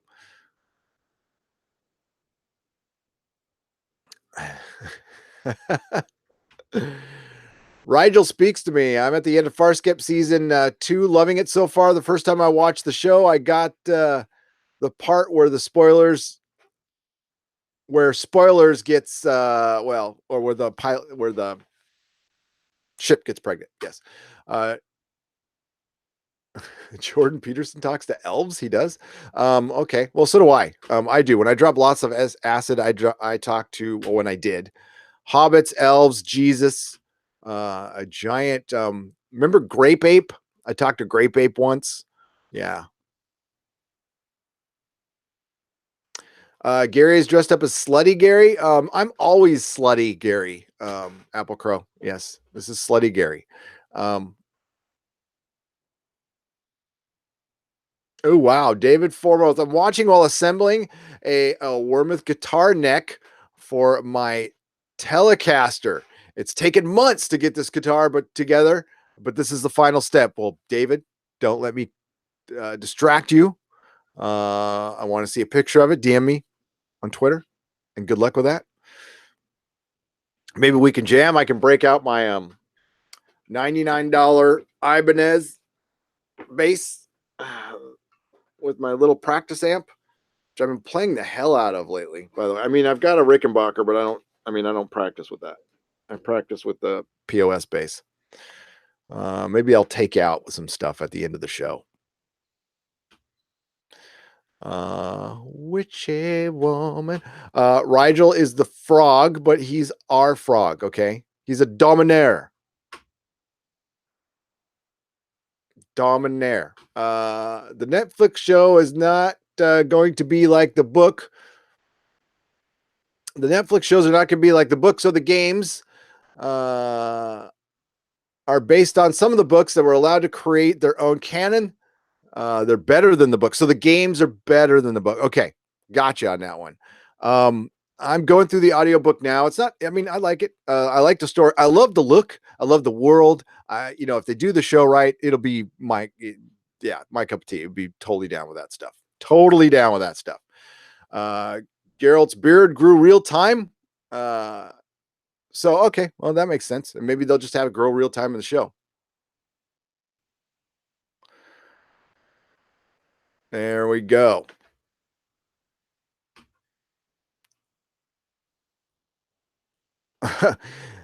Edit from out Cavill screen test. Okay, now let's try intimidating just once more. Take 452. Snap. Oh no! Don't shave the beard.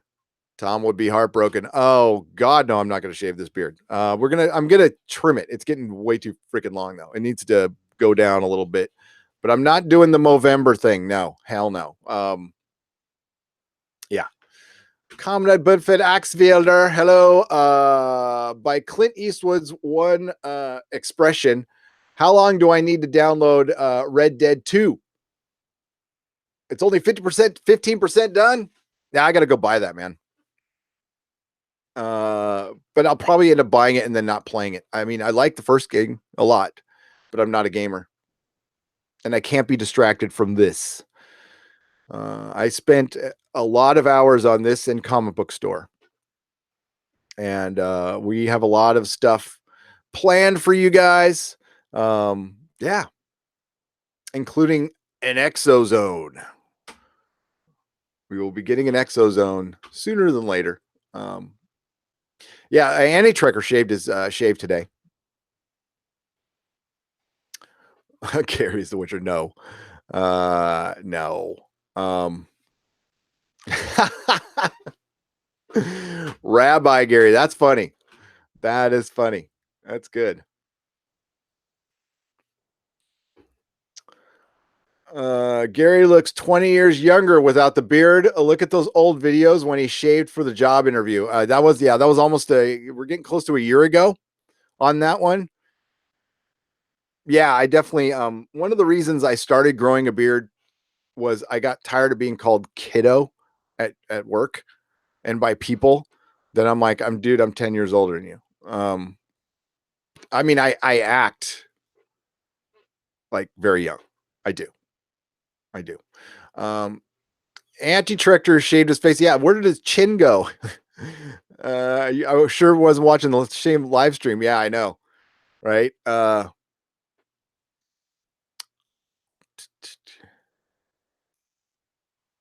Does this plan include cake? Yes, every plan includes cake, Mr. Roboto. It really does. My ex-wife hated my beard. Is that why she's your ex-wife, Brent?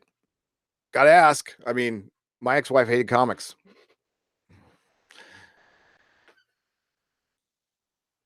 Yeah, don't shave your beard, CD Horn. Trim it though. Mine's ridiculous. Like it's absolutely ridiculous. But I have to wait for Mrs. Nerdrotic to trim it because the last time I trimmed it, I fucked it up bad. I fucked it up bad. I want to thank everybody for all the super chats today. One more time, again, let's I'm not going anywhere, by the way. I'm just thanking people because sometimes I forget, and I also want to go back there and check and see if I missed any. Okay, so Mr. Roboto for $2. See, I totally missed the Tomcat one for $5. See, I'm an asshole. Tomcat, $5. What did you mean about the Expanse getting award but not getting respect?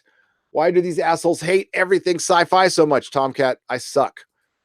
I suck so bad. Tomcat's going to get extra props later. The Expanse continues just not to get the respect at all. It doesn't. Well, thank you, Joe. I appreciate that. Gravlane, hello, welcome.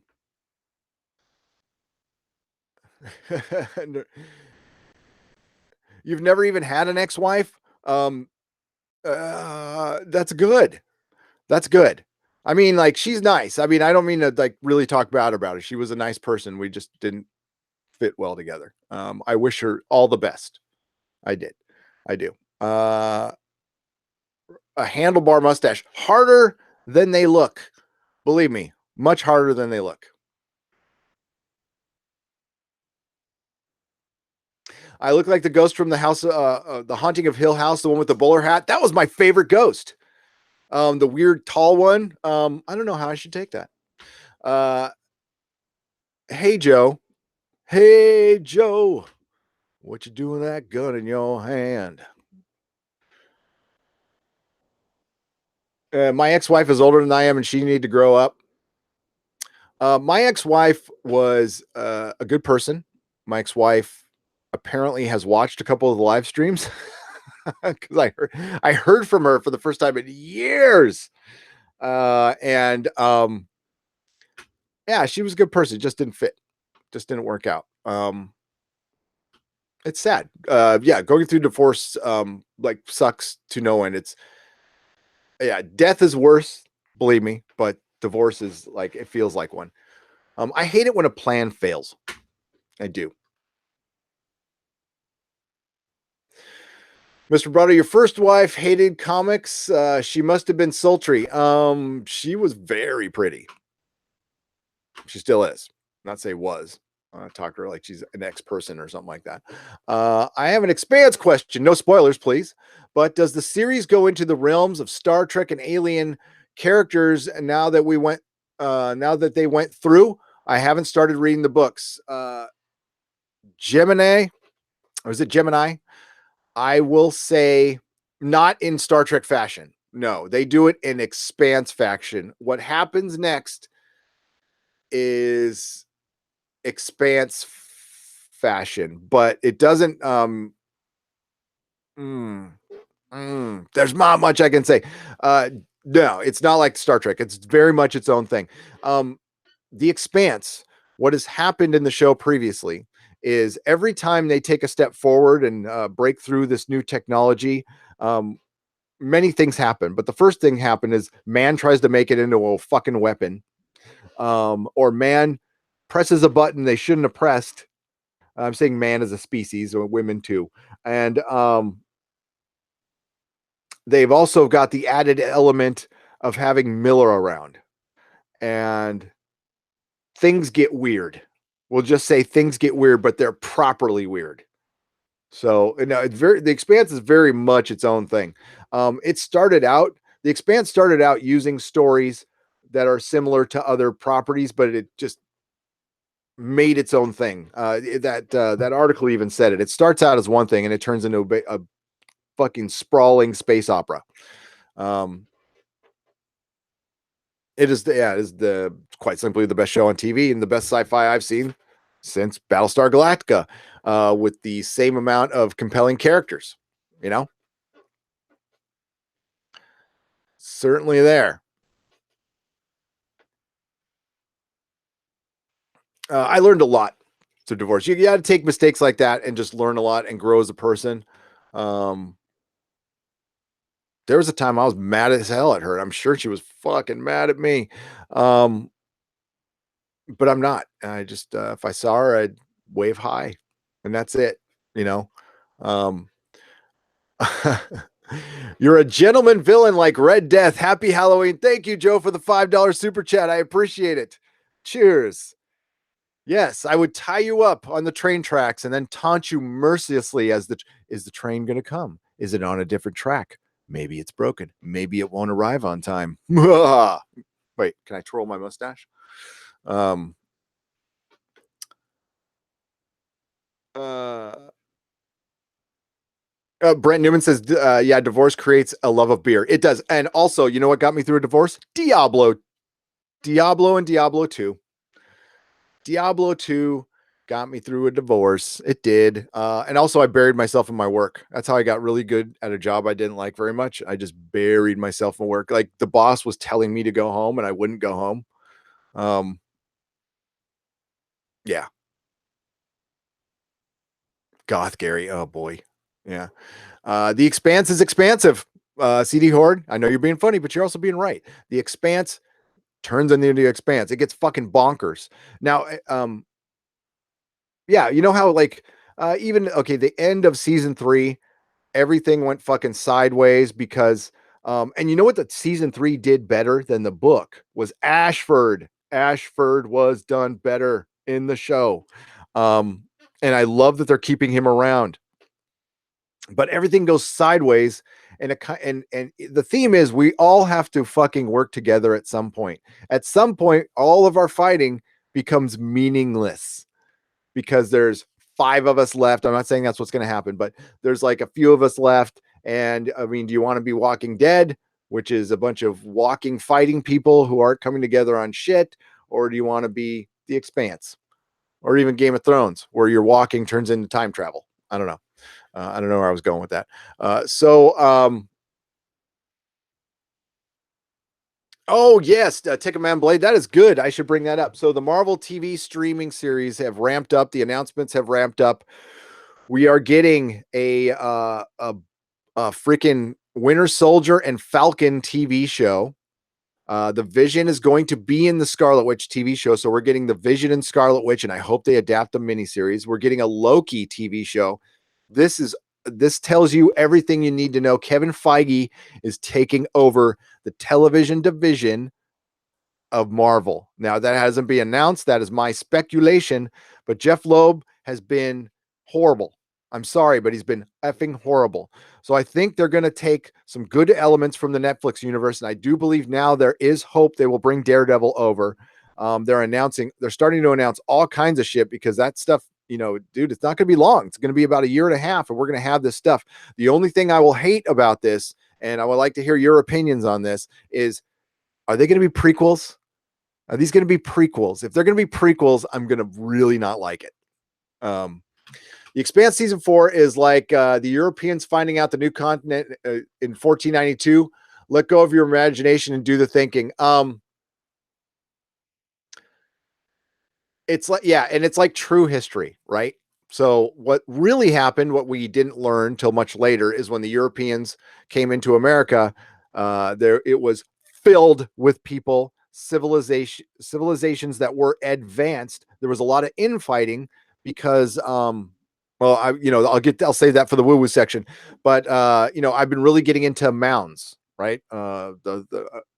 Ancient America is one of the great blank pieces of paper in our book of world history. Like all of it got erased because of this manifest destiny stuff and all that stuff, and all these mounds that like held all kinds of crazy shit were just forgotten about. And then any evidence of this was actually in, and now this is something the Smithsonian did right, when they returned all the bones to the native people to bury that we had, or that no, we, I had nothing to do with it, or the people who came here. and all that stuff. So yes, that's kind of what the Expanse is. The Expanse is they get there, they get to America in 1492, and they see some mounds, and shit happens.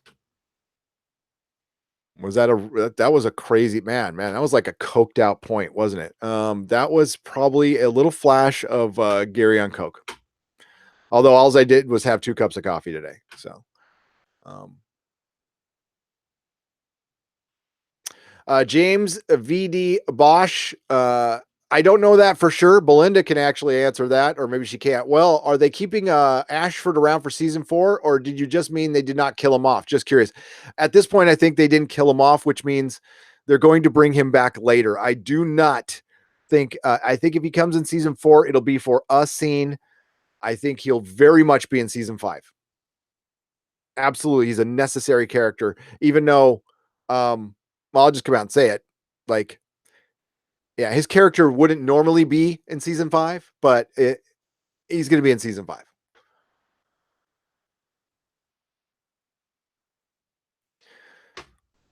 Just have you people know that, god dang, there is so much stuff that I could know would help this channel blow up. And just to let my sources know that I would never give you up. Ever, ever. I've had so many opportunities and I won't do it. And I've held stuff back that I guess I didn't need to, but I still don't want to risk it. I don't want to risk it. And I don't want to spoil it for you guys. Like, that's a part of the Expanse. It's like, I love it so much that I will let you guys find out on your own, and just come back when you find out and let's talk about it, because it's a fucking awesome show.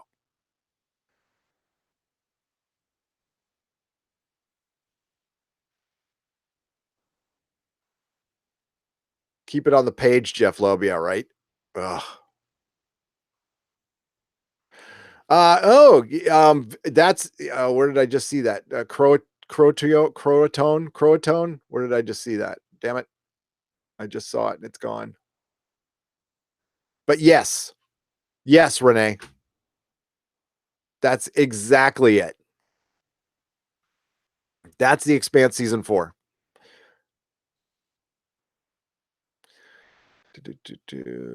Gary, after one butt chug. Yeah, after one butt chug, man. Woo! No, I really wasn't in that. Was it good crack coffee? Oh, it's fucking awesome. It's right here. I might have some Pete's, guys. You guys got to get a Pete's in your part of the world. Okay, it's from Berkeley, and it's Starbucks with balls. And they don't ask you dumb questions when you walk in.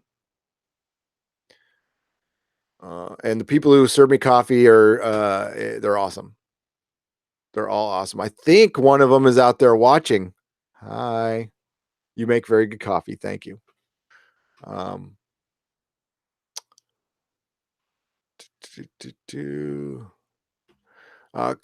Will the Expanse get some unrealistic things like energy shields and FTL drive? Just saying, I adore Einstein, but sometimes I wish NASA would just show him the finger and go to warp 8. They have the Epstein drive, which is, it's not light speed, but it's fast. I don't know exactly how fast. They do actually say it.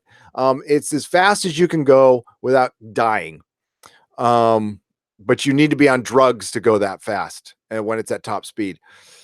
They go to some pretty weird areas though. It's basically, no, if I said that would just ruin the whole thing. They go to some crazy places. They do. It's not all grounded sci-fi, and I think that's why the show is really that successful, because it's not this super grounded sci-fi. It's not. It's there's otherworldly stuff. Calm down.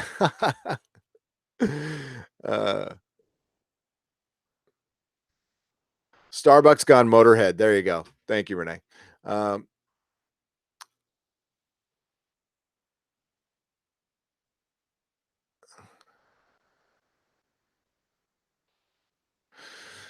Yeah, Mako. To add to your woo-woo, the Mongols erased the city of million citizens. They literally diverted the river into the city and washed it away. No mention of the Alexandria Library. Oh, we'll get into all that. But that's in the woo-woo section later. Brightside put out another video. He tripled down on his Atlantis thing, and I admire his cojones, and I love his theories, and I think it's weird. I think there's definitely something weird there. Yeah, ancient civilizations is the most believable woo-woo out there because there's more and more evidence showing that it's pretty much a real thing. And archaeology is like not this it's not an exact science anyway.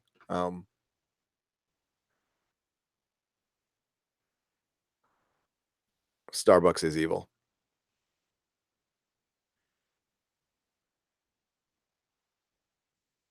Yeah, did I say bright side? Bright insight. Bright insight. Jimmy. Little Jimmy. Doesn't Jimmy look like a he looks like a little kid. He looks like a little soccer player in suburbia. His mom like just dropped him off at soccer practice and gave him his orange slices and little Jimmy.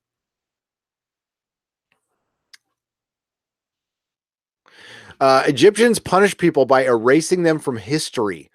That is horrible. And they often didn't record their losses, just victories.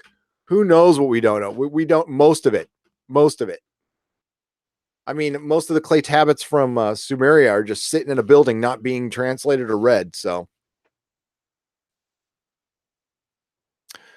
no, it's Renee. Look, it's hiding in plain sight. Look at the Rakat structure or the Eye of the Sahara in northern West Africa.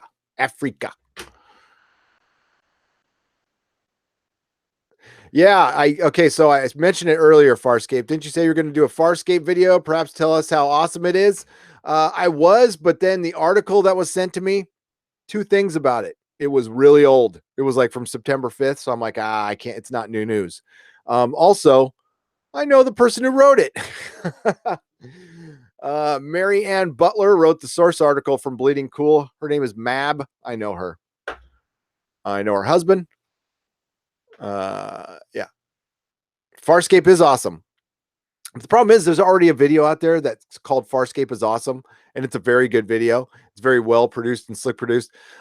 Once we get some more Farscape news, some actual legit news of Brian Henson talking about Farscape, I will do a video. But I was going to do a video saying, is Farscape returning as a miniseries? Now, nobody has done it. Okay, but the article's like from September 5th. So I don't know. If you guys still think it would get some clicks, I tell you what, the Torchwood one did well. That live stream did great. It's weird. You want to hear some weird analytics news? The Torchwood video only gets watched between the hours of 1 p.m. and 6 p.m. Pacific.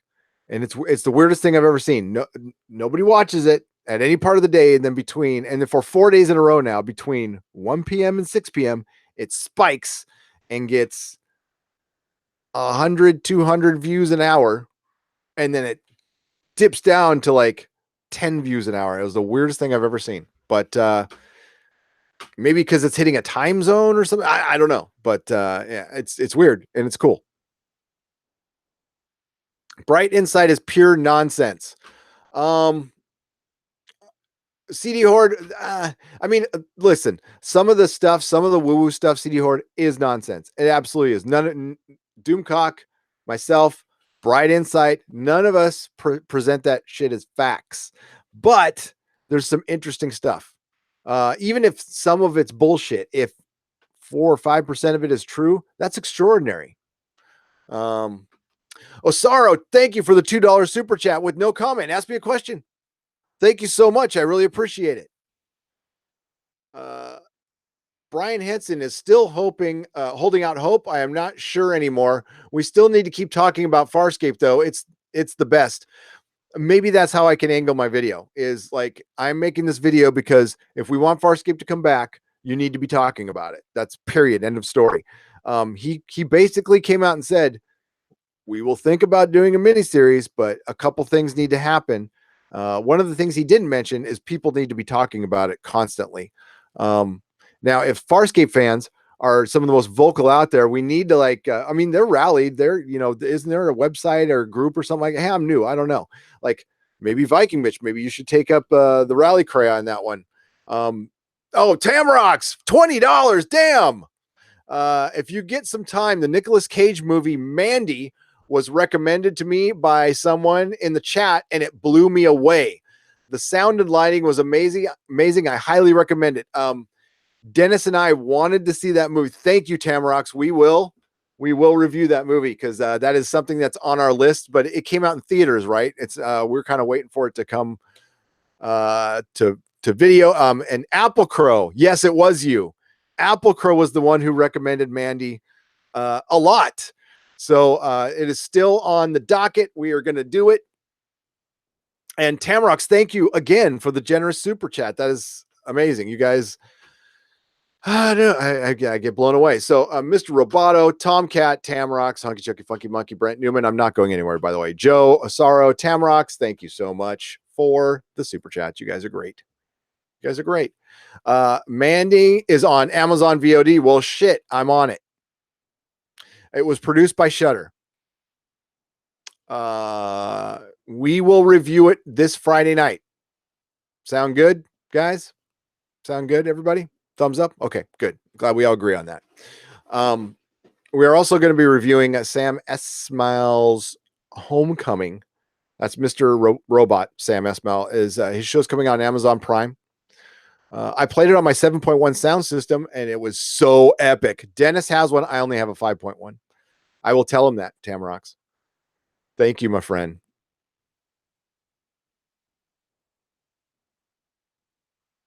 Yeah, Apple Crow's good for this stuff, man. Apple Crow is a long time. We got a lot of long time people in here. And I love the newbies too. You guys are great. Ronnie Boss, Behind the Mask, The Rise of Leslie Vernon is a great film to watch. I will I have my notes here, but I don't have a pen. Where's a pen? Where's a pen? There we go. Okay. There we go. All right. Written down, done.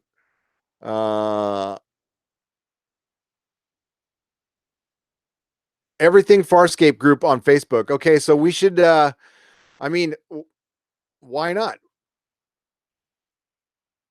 Why not why don't we start a movement or something like that and see what happens?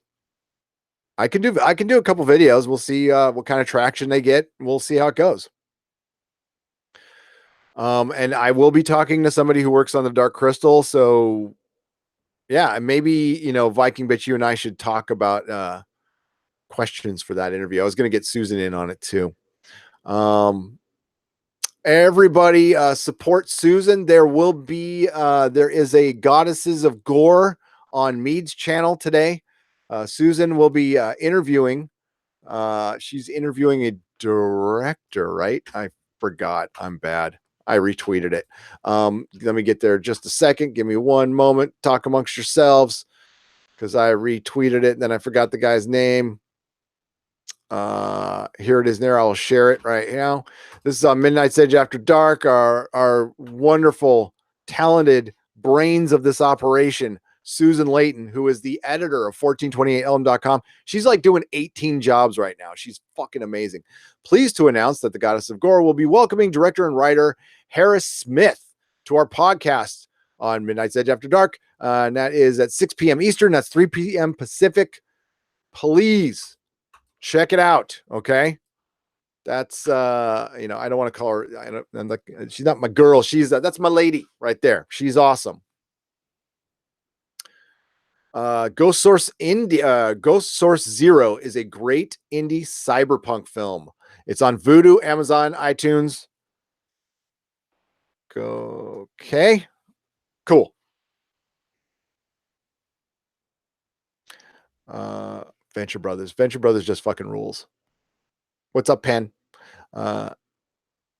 CD Horde, that disturbs me. You know what? Not getting notifications on my live streams. A lot of people got unsubbed and the bell got unrung. That happened with me for some of the channels I sub to. I was going to uh certain channels every day, and then I go back and I'm like not sub to them. And then what's weird is I was getting stuff in my feed, in my subscription feed, of people I'm not sub to. So it's weird.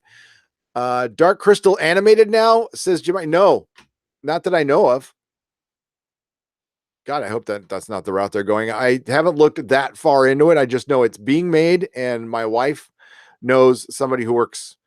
My wife, I mean, like, I'm not the connector. I used to work in the comic book industry. I used to be a comic book pro for 10 years. I have a couple of comic book friends, mostly retailers, but I have a couple of creative friends. My wife is the super connected person, not me. Um,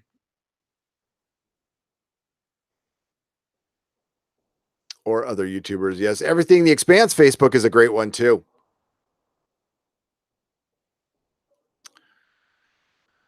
And we are doing a Venture Brothers. We're doing a retro review, our first like real retro review with Viking Bitch this Monday, and Dennis is joining us, me as well. We're going to be talking about Venture Brothers season 1. So Venture Brothers fans, come at us with you. I mean, we're basically going to do our top moments, our favorite things, like where theories started and where they ended up, and yeah. Viking Bitch prepares like way better than we do. No, Dark Crystal will have puppets, and they will use CGI for removing wires and puppeteers, says Tickaman Blade. Good news. That is good news.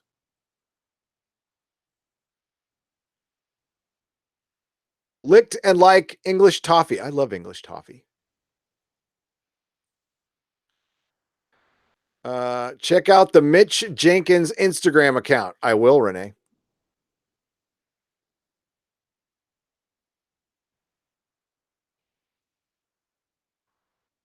The guest movie is great and very amusing B material with Dan Stevens. Highly recommend it.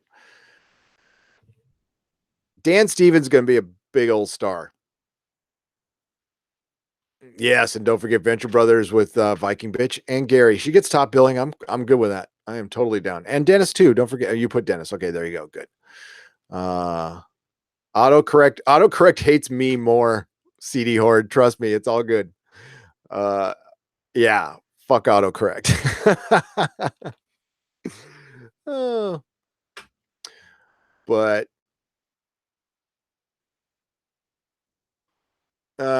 think UK nights, then they go to bed. Oh, you talk about the time thing. Okay, think UK nights, then they go to bed. They love Torchwood in the UK, says Slurmy Scott. It must have been.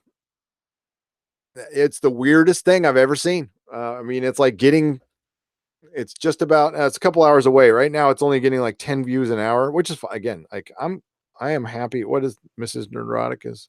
Oh, shit. Oh, no. I guess that guy's off the hook. Oh, shit. Okay, so the car that we got in an accident in got hit again. She's okay. Fuck. Oh, man. All right. Well, such is life. Such is life. Excuse me just a moment. I do need to respond to that message just to let her know that I'm live streaming and I hope you're okay. Just a second. Don't go anywhere. Okay, good. All right, back. You stayed. You guys are great. Nigel brought Savage. Hello. Torchwood sent me to sleep. You know why I like Nigel? Nigel is like the nicest contrarian you'll ever meet. Very British. I love you, Nigel. I'm just kidding, man.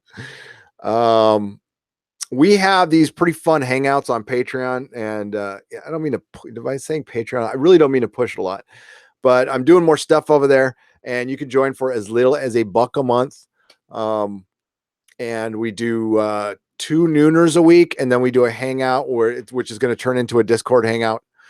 And it's a lot of fun. It's cool. So I am doing stuff every day. It's just not here on the channel. It's in preparation of doing daily stuff here. We will start doing daily videos once news comes up that's worth talking about. Um, Thanks, Truth Apocalypse. I appreciate that. I don't mean to like shove it down your guys' throat, though. I mean, it's not necessary. We appreciate you subscribing and just taking the time. That is awesome. Not everybody's got money to burn on some dumb YouTuber. Torchwood burnt all the bridges with season 4. I kind of half don't count it, Mako.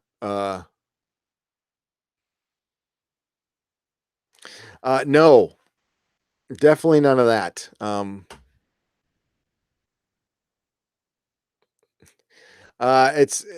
It's Halam is a born again virgin, Viking bitch.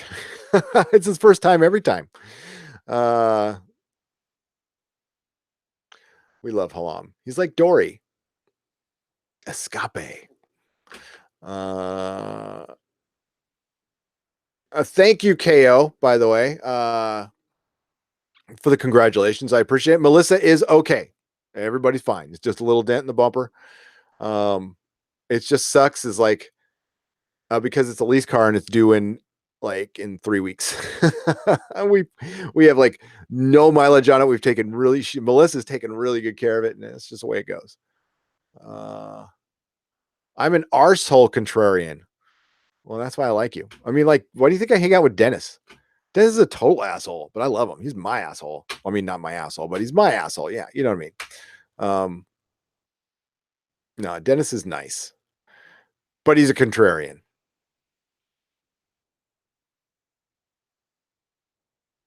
I liked Miracle Day. Buenos Aires, after all. There you go.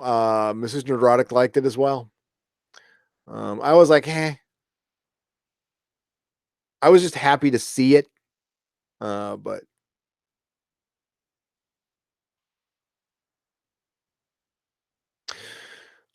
sorry, I need to get watching the latest show of TWB and Doctor Who or The Walking Dead now before I watch your spoiler show. Oh, well, hey, thanks. Definitely watch the shows before I spoil the hell out of it. I don't want to be responsible for that. That's why Viking Bitch was kind enough to give us these wonderful paddles. They are good for punishment, playing ping pong, and warning you of spoilers or fighting off people to break into your house. That hasn't happened yet. So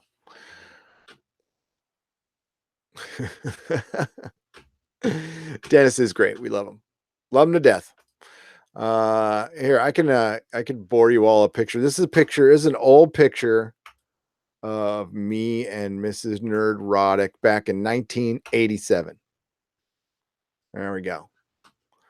I was at the Del Mar Fair. The funniest thing about this picture is she broke up with me like an hour after this.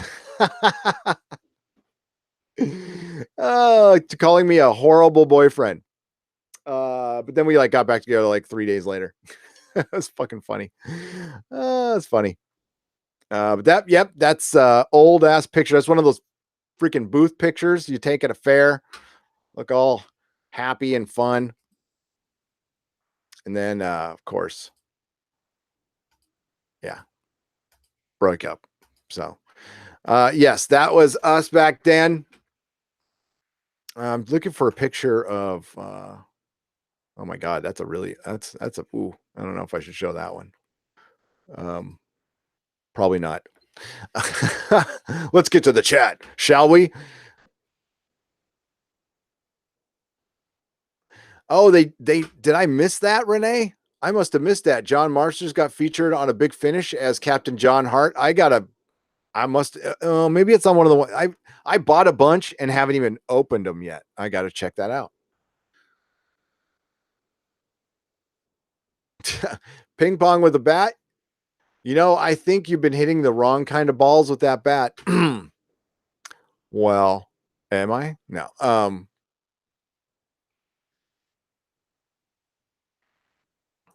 Well, a good luck for anyone in Canada that's watching, since DC streaming service isn't here, i.e. Titans reviews. Wait, Chris Persia, you can't get DC streaming in Canada anywhere? What? That's incredibly lame. How is that even possible? The official Dougie J, my old friend. How are you? Happy anniversary to Mr. and Mrs. Nerdrotic. Thank you, my friend. How you doing? How's life up in North Bay, yo?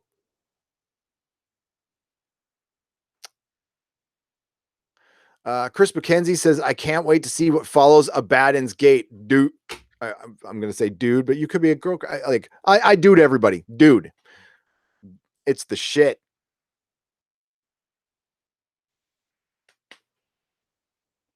It's the shit. That's all I got to say. Did you see the James Marsters video I sent you via Twitter? No. Did you just send it, or it was one of those things I missed a long time ago? Hang on. Let me go and see if I got it. Oh man. Okay, I just need to apologize to everybody. I am shit at returning messages. I was never prepared to get uh this many messages from people. And Penn Farm Girl, I will look at it. I will look at it. And we got it. I got a wonderful message from Anas Abdeen, everybody, from Twitter, and he's just basically, I don't want to get too into it, but I try to remind everybody of yesterday. I'll find it, Penn Farm Girl. Thank you. I'm sorry I didn't respond right away. So Anas Abdeen, who's doing the lawsuit against Star Trek Discovery, just wanted to send us a message thanking us all for keeping it out there, and he just really appreciates your support, and you just make me speechless towards your kindness.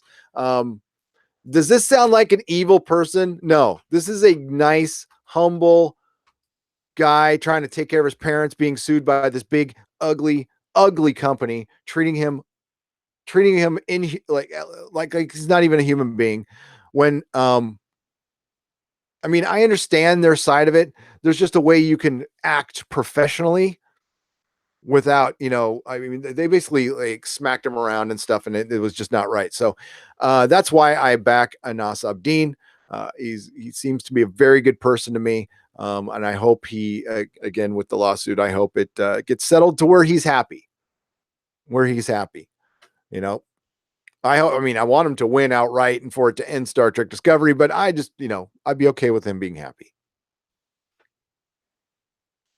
But it was very nice that he sent a note. Thanks, Anas. You're awesome, and we, I won't forget you. We won't stop. There'll be another reminder in a month, and then it'll be every recap. I will remind it. So, yeah, CVS will. I don't care what they think. I don't. Telling him they wouldn't sue him was the final straw. Yeah, that's what really, I mean, really pissed me off, and that's in Doomcock's interview. That pissed off Doomcock too. Yeah, we were both kind of ranting about that. Hire him as a showrunner. Yeah, he would do a good job. He would. He's got more creativity in his pinky than Kurtzman does in his entire body. So,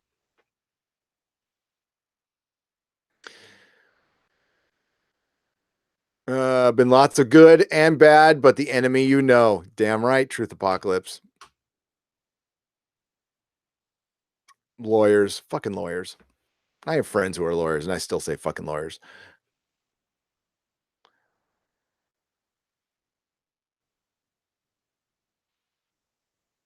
Gary, it's as if Jack from Suburbia and Jake, busy had a baby, grew up to be Gary. Hail Doomcock, by the way. Definitely hail Doomcock. It is 11:41. All hail Doomcock. If you're out there, buddy, love you, man. You're great. He's busy. I'm sure he's busy, probably working on his Patreon. He does a lot of work on his Patreon. His Patreon is like gold standard of Patreons. Like that's what you should model. That's what every YouTuber should model or any creative person should model their Patreon on Doomcocks. He really does a nice thing. Fuck lawyers, says Renee. Thank you. Lawyers say fuck lawyers. They do. They do. They definitely do. And but they're necessary. They're a necessary evil, like, sharks and cockroaches. I mean, these are necessary things to keep the world going. So I was certainly glad to have one when I needed one, for sure. Some of the best money I've ever spent was on my lawyer. Saved my fucking ass. You want to hear that story? I'll tell you that story. Somebody tried to sue me for tripping on a tree in front of my store. So in San Francisco, the property holder or the person who is in charge of the property, the leasee, is responsible for keeping things off the sidewalk, what's on the sidewalk. So the city got the great idea of planting trees in the sidewalks, right? But for some crazy rule here in San Francisco, we're responsible for the sidewalk. So my sidewalk in front of my house, which I cannot manipulate in any way, shape, or form, unless the city comes and tells me it's too old and I need to pay for it. I need to pay for it. I need to pay for re-cementing my sidewalk. I'm also responsible if anybody trips on that sidewalk, I could possibly be sued. So somebody tripped on a tree and tried to, all of a sudden, like I saw them trip. It was nothing. They scuffed off. The next day, like neck fucking braces were on. It was all that bullshit. And my attorney saved my butt. Oh, and an umbrella policy. Fucking scammers. Yeah. Little trip. Everybody was fine. Scuffed up, not even like a break through the clothing or anything. And then the next day, a neck brace. I mean, I laughed. I was like, fuck, really? What are you going to get out of a comic book shop guy? Really? Like, you're going to get dick. That's what you're going to get. Nothing. Everybody is responsible for sidewalk carry. Oh, well, not in San Diego. It was a Slip and Jimmy scam.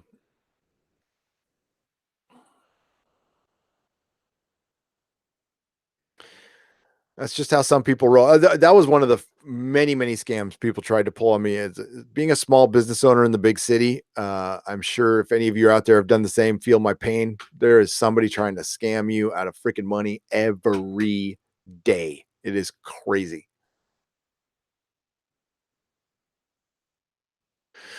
He kind of does, Viking bitch. Doomcock needs to do a video about clean water now that he had experience, had the experience, and it's a huge problem. Yeah. Without saying too much, definitely.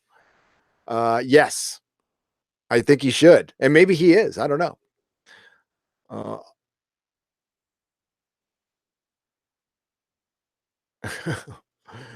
what? Somebody getting dick? Oh my. Oh my.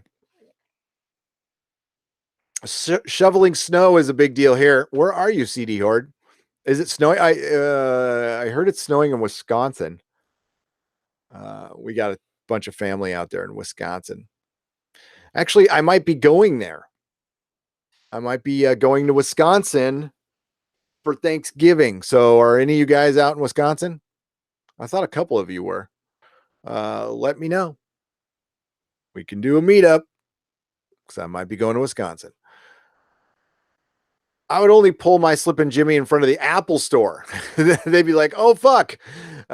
We have the money. Let's avoid that. Yes, not in front of the comic store. All right. Nobody gets rich selling comics. It is a job of passion. Bring back lots of cheese. I will. Don't you know? Cheese curds and yep, I hate driving in the snow. Love the cheese, says Joe. I do too.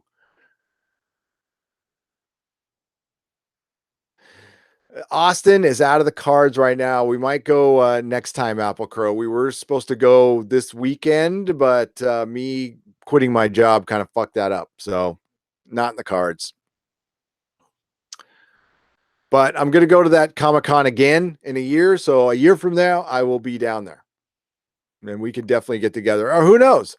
If I go out on a road trip in the next 6 months to go see my sister, then I would travel down to Austin so I can meet you. And there's a couple other people I can meet there. That'd be fun. Ticketman Blade is 10 minutes away from an Apple store. It's raining here in Van City. I mean, I'm ignorant to Van City. Is it Vancouver City? Are you in Canada, Matt Guy? Or is it something, or is it actual Van City? Sorry. Ignorant to that.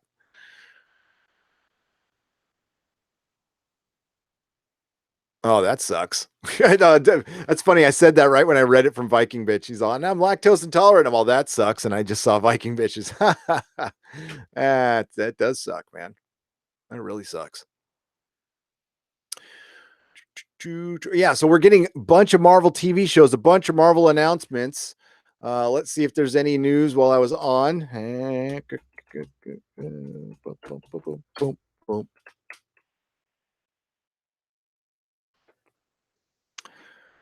Joyland, they're already comparing The Witcher to Legolas. See, that picture looks better than he looked.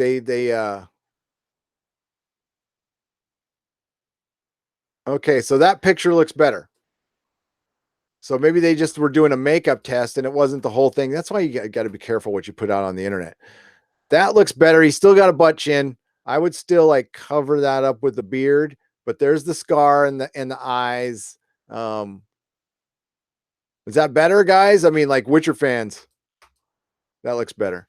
All right, here, let's go back to I09. I09.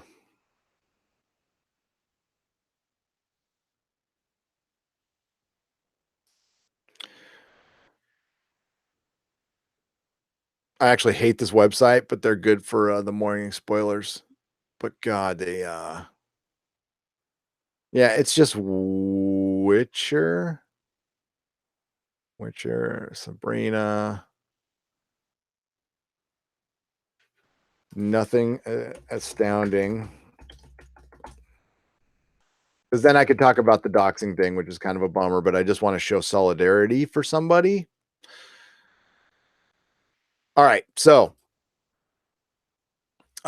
someone even tweeted, let's save Shire Gerald with a Legolas pick. I almost collapsed, by the way.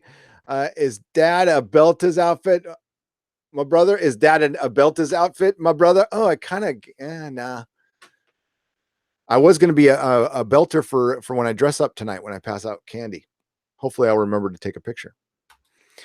Hopefully I will remember to take a picture. All right. So, real quick on this, there's a YouTuber out there. He's a comic book commenter. And it's involved in the whole Comicsgate thing, which I am I am an observer of, and that's all. I take place in it. I don't get involved in the argument. There's a lot of reasons I can't. I'm trying to get back into the industry. All kinds of stuff involved. Doesn't matter though. Doesn't matter what the guy says. He's actually one of the more voices of reason over there. He's called That Umbrella Guy. I don't know him personally. He probably doesn't know who I am. But he got doxxed yesterday by somebody who simply doesn't like his opinion on comics. I just want to show solidarity, my sympathy for something like that happen. I know sometimes, again, he's anonymous. All right. So sometimes he brings on his daughter and they do this little story times, real kind of cute and everything. And it just makes you think that this dad, so with this doxing person attacked this father, right? At his work, at his place of work. They called his place of work and tried to get him fired by making a bunch of accusations based on his opinions of comic books. No, he's not like an alt-right weirdo or a SJW weird. He's no extreme on either side. He's got some pretty harsh commentary on comic books. It's comic books. Okay, people. So to go out and attack him personally and try to dox him is like, it's the punkest move of all times. It's a punk move. And I just wanted to say sorry it happened to him. And that rocks somebody's life. And you know what? I feel bad for the person who feels like they need to do that. if you're that sad and angry at something, and you need to lash out at somebody you don't even know and do them like a ton of personal damage, and that matters not to you at all, that doesn't matter a fucking bit to you, get some help. Get some help, man, or woman, or whoever did, because I don't know if you're young. If you're young, it's probably a little more forgivable. If you're somebody my age, really get some help, because I know the argumenting. I can't even fucking talk. The arguing online, the Discord, it hasn't been civil. It hasn't been civil for a long time, and it never will be civil, and that's fine. But when you take it to a personal level like that, especially, kind of like, well, not kind of being a straight up coward, doing it, you're anonymous too, doing an anonymous tip at somebody's job. There's places I've been, that's called, well, I mean, that kind of shit will get you killed. Okay. Ratting somebody out. You want to be very careful what you do. And this is not a threat from me. This is advice. You don't want to attack somebody's, because like, as a dad, I'll just say this, as a dad, the first place I go is I take that as an attack on my kid. I take it as an attack on my kid, and that's when shit gets real. Okay. So be careful. Be careful. And YouTubers, be careful. Be careful. And it sucks that we live in a world that a guy has to be anonymous because he's critiquing comic books. He feels like he has to be anonymous for precisely these reasons. So it proves that he was smart in being anonymous, and who knows how that person found out about it. And there's ways to find out about everybody. There's ways to find out about me, about Dennis, about all our friends. I just want to show solidarity with another YouTuber, and it's not about agreeing or disagreeing on anything. It's not the content of his channel is his content, and I watch his content. I personally don't mind the guy at all. I think I don't agree with everything he says, but I think he's got some great points on stuff. He's an intelligent guy, but he's also a human being. So, and I think a lot of that gets lost. I saw all the, with all the bullshit with like Monday Matt and stuff. And, Monday Matt made his mistakes, and, he's Monday Matt, and he has to own that stuff. But at the end, we're still dealing with a person here. And yeah, a lot of that got seriously ugly. So, yeah, that's something we'll never partake in, by the way, ever, is do not speak ill of another YouTuber. Just not into it. So yeah, I just wanted to show my support. Again, he probably has no idea who I am.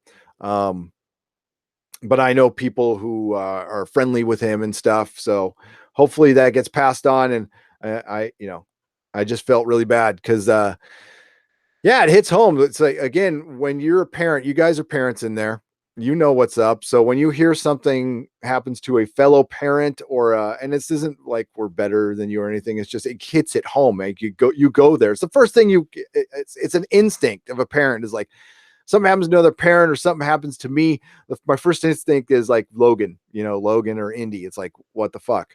So I don't know what I would do if something like that. Thankfully that's not going to happen. And after December 7th, nobody will be able to dox me for shit.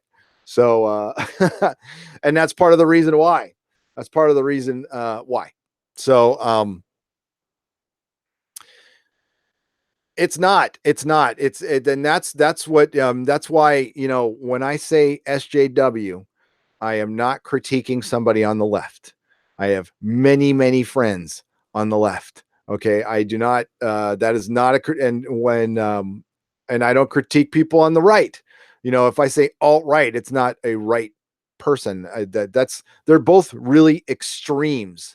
They're both extremes. This is just my perspective. People can see it differently, but I see them as absolute extremes on each side that make life worse for everybody. And it makes the possibility of civil discourse impossible when we just, it just, I don't know. It just lends to this divisive bullshit that we've had over the last couple of years that's just making things so much worse, and identity politics popping up, and now all of a sudden people are just seeing themselves as us and them, and I'm in some sort of a group. I don't identify as anything.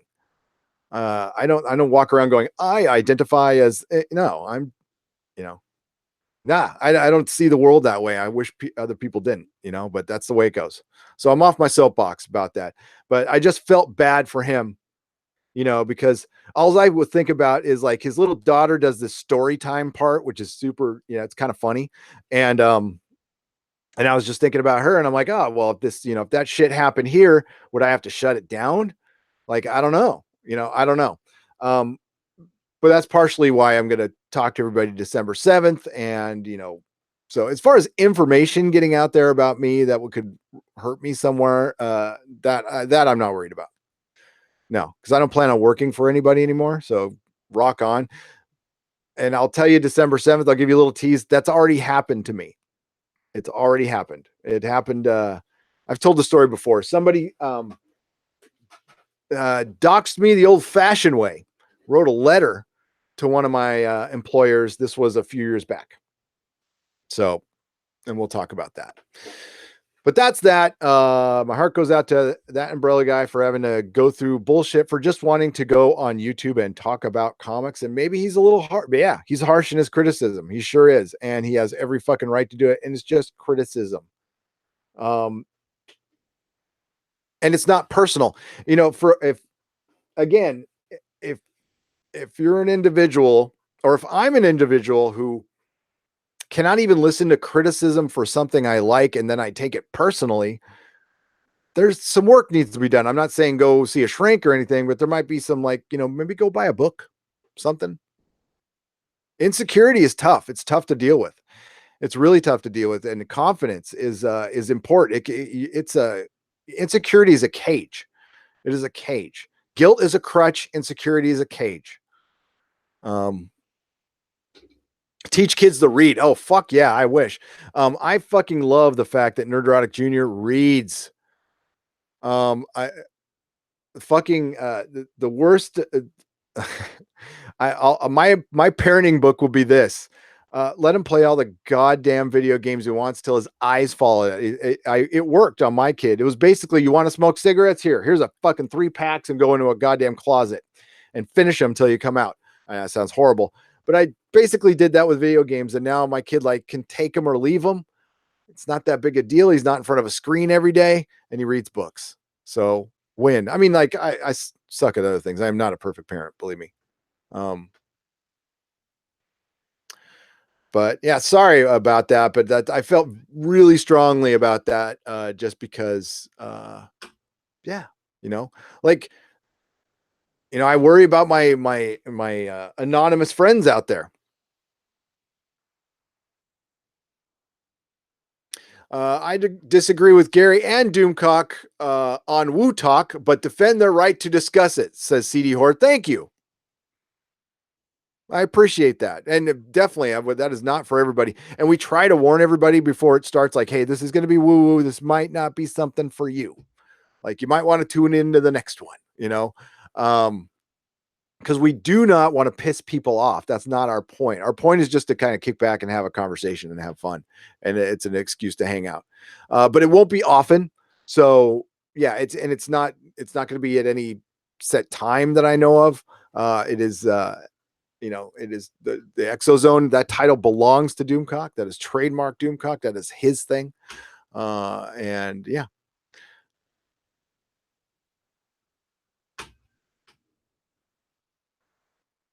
Exactly, Mako. Mako doesn't like Doomcock, but he would never dox him. Do whatever you want. Just don't sub. Yes, exactly. Walk away. You have the right not to watch. You have the right to click away. You have the right to walk away. And that's all, I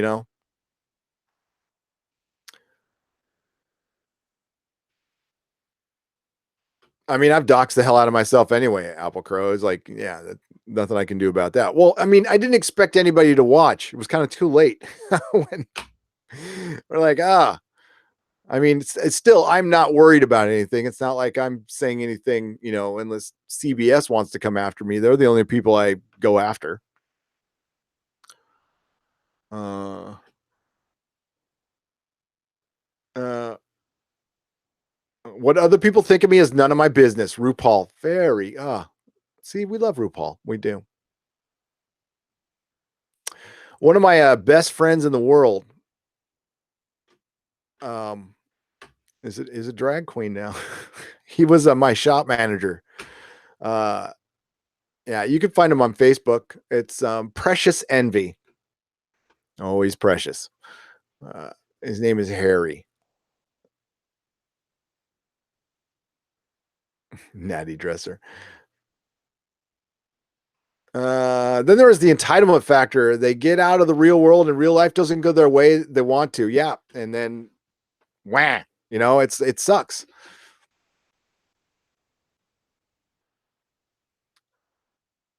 Talk about SGW. Just watched The Bodyguard on Netflix. Boss a woman, bomber a woman, police boss a woman, victim a woman, but still a good spy show. Melissa liked it, Slurmy. Melissa liked it. I did. It's got Rob Stark in it.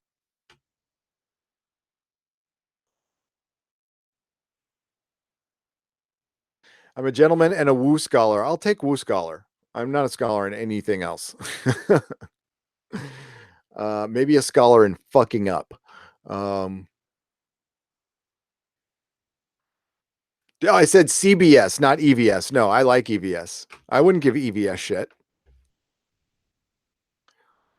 I mean, he's a polarizing figure. He is a provocateur.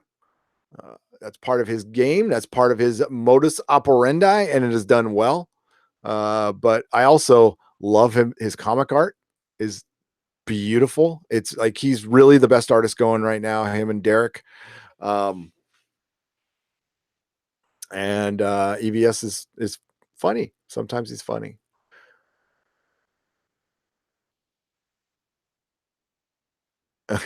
I go after Gary's werewolf because the tone is threatening me still after 2 hours. You're right. Yeah, he's got a little bit of an attitude problem. I will talk to him when we get the Nerdrotic HR department. We'll be talking about the threatening stares from My Little Werewolf or Tiny Werewolf. Hold me close, a tiny werewolf. Don't be a drag, just be a queen. Isn't that what Lady Gaga says, Viking bitch? Yeah. Comrade Bernfred Putin's axe wielder. I can understand the fascination for woo-woo stuff like mockumentaries, like a Megalodon one, total BS, but fun as sex. Yes. That's really the best way to put it. And that's why Doomcock and I like kind of connected over this. We both been, I mean, I don't want to totally speak for him, but we've both been in this for a very long time. Doomcock's the kind of person who like studies shit, like really gets into it and reads between lines and like gathers all the information. And I've just been into it for so long, it's kind of stuck in, but I do not believe not even half of it. I don't. But the whole part about is being open-minded enough. The Nerdrotic HR department. So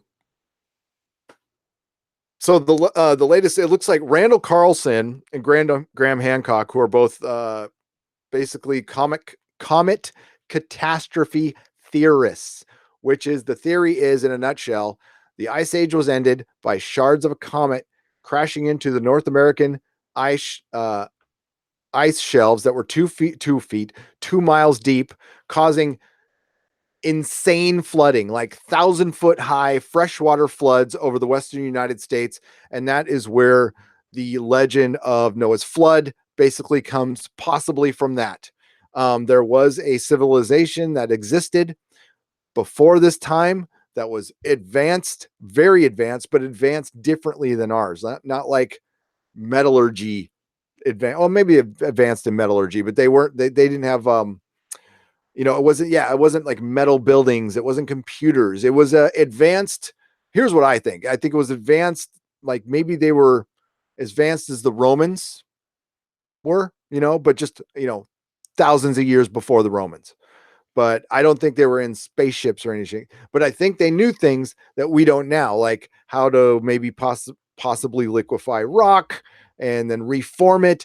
There's a lot of evidence of there's walls and lots of stone structures that are still standing that we cannot build today. Wouldn't have a prayer of being able to build it today, but they were able to do it. And it wasn't with it wasn't with chicken bones, as Giorgio Tsoukalos says, and a bunch of slaves. It was with something else that we don't know. There could be a perfectly good scientific explanation that we just don't know yet. I don't know. But they're hitting the circuit again and they're working together. And I guess Graham Hancock's going to be doing a new book on North America. And I've really gotten into the just the unknown history of North America. And yes, and here comes the woo-woo. Because you're like, this stuff sounds pretty legit. I mean, it's just stone structures, and you're talking about a civilization before time. That could happen. That could happen a million times, actually, if you look at how long humans have been around. But lately, some weird stuff has come up with the Denisovans, which is a cave that was found in Russia, where we found jewelry that was made that's insane. Here, I'll just Denisovan jewelry. I'll just show you what was made. This is before a wheel. This is before we knew how to ride horses. Our clothing back then was furs. I mean, this was straight up in the time of cavemen, like alley-oop cavemen. But they found this, and it's 40,000 years old. And they also found a pin that was made. I mean, this is insane for that time. So they also found that their stature might have been a little bigger. So here comes the woo-woo. It's leading into the whole late 1800s, early 1900s. There was a lot of talk about giants existing. Now, giants not like 36-foot tall Jack and the Beanstalk giants, like 7 feet tall to 8. A race of people that was 7 to 8 feet tall. They were Native American. There's a lot of lore about it. There's a lot of giant bones that were claimed to be found, but like there's been zero evidence. But they're starting to find stuff now. They're starting to find like big skulls. There's these weird elongated skulls. This is the stuff that's partially what we're going to be talking about. So if you want to look into that, look into a guy named Brian Forrester. Look into Graham Hancock, Randall Carlson. Those are the mostly legit guys. They're still pretty woo-woo, but they're not like L.A. Marzulli is into giants, but he's super religious in his angle. I am a Jim Fierro guy who's kind of an agnostic, and he had that giant special on the History Channel. If you go to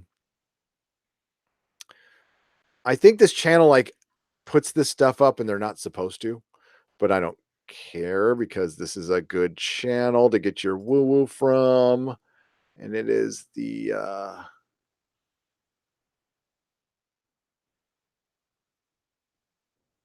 oh, now I can't find it, of course. Look up Jim Fierro and his Contact in the Desert speech from this year. It's amazing on giants, and they've found a lot more evidence. And yeah, it's weird. It's weird how much we don't know about America. So there's a lot of filling in the blanks they can do. So we're going to talk about that and the elongated skulls. Yes, I'm very into the elongated skulls in Peru are fucking weird. And they found them in this giant beach where there's just hundreds and thousands of bodies that were buried in sand, and it wasn't like a burial ground. Like something happened. So it's weird. Great. Okay. I love Randall Carson's totally legit. Graham lost me when he starts talking. He loses me when he starts talking about DMT. Nothing against DMT. I've had arguments with people in the chat about DMT. I have nothing against it. Rock on, go take your psychedelics. I actually, as somebody who's clean and sober, very anti-drug, but in a controlled environment, if you take a psychedelic, with a very good friend, in a good mood. I highly recommend it. It does open your mind to, it opens up that third eye. It helped me get in touch with like some like spirituality and things I had no concept of until I dropped acid and took mushrooms. And this was all back in the 80s, and had a ton of positive experiences on those.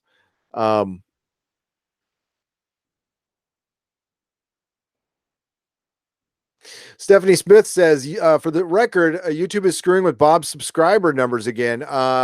Stephanie, DM me on that. Let me know what's going on. I don't want people messing with people's subscribers. They scrub though, but something has been going on recently. Last night, a lot of the stuff in my back channel wasn't loading. DMT is it's part of it's like the ayahuasca shit. So it's basically it's a component in a plant that if you can trip on it. Basically, for 15 minutes you can meet God, for lack of a better term.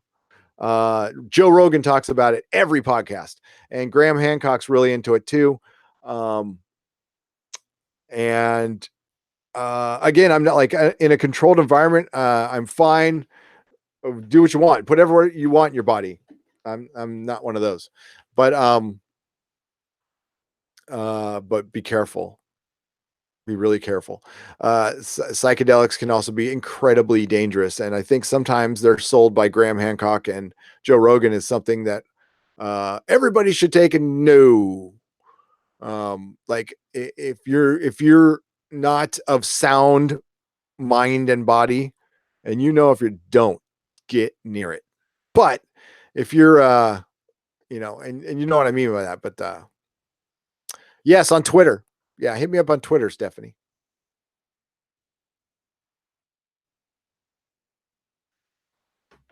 That's sorry to hear. I'm sorry to hear that. But drugs are bad, okay? Organic acid. There you go.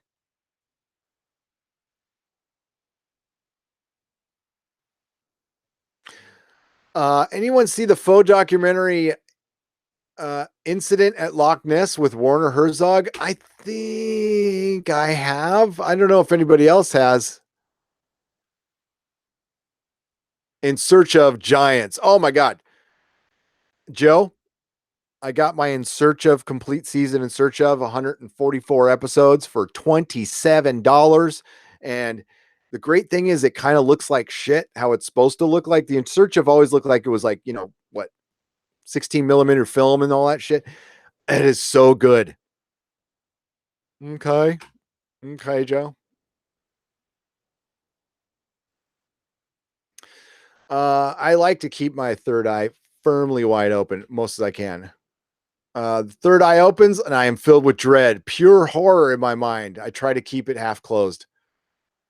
Gary, if you like paranormal woo-woo, check out a little show me and some friends made called Encounters. It's on online. It's on an online network called The Dark Zone. Love to hear your thoughts. Richard Silverman. Hang on, let me get my little pen. I will let you know, Rich. I say Richard. I'm sorry, Rich Silverman. Thanks for letting me know. That sounds awesome. What's Les Claypool doing on the Nerdrotic channel? What's up, man? Nope. He is a much better. He is like, yeah, he's one of the greatest bass players ever. He is from the Bay Area, though. He is. Basically, I inexplicably lost 3 subs. Nothing unusual, but at my stage, every lost sub is a bit. What that was, if you lost them all at once and you didn't put a video up, it's YouTube scrubbing. Getting rid of inactive users. But sometimes they do it and it's an active user. So that's why I bring up, hey, please make sure you're still subbed. Please ring the bell. It does help. I get Comrade Burnfred Ashfielder says, I get hallucinations when I smoke good hash. So I better not touch the mushrooms. I might end up awakening in a puddle of blood, bedded of body parts 3 days later, like bazakas. Yeah, probably not. Hash, you should not be hallucinating. I mean, I guess you could if you haven't been sleeping, But good hash is just good hash, man. I didn't like hash now. It made me very sleepy.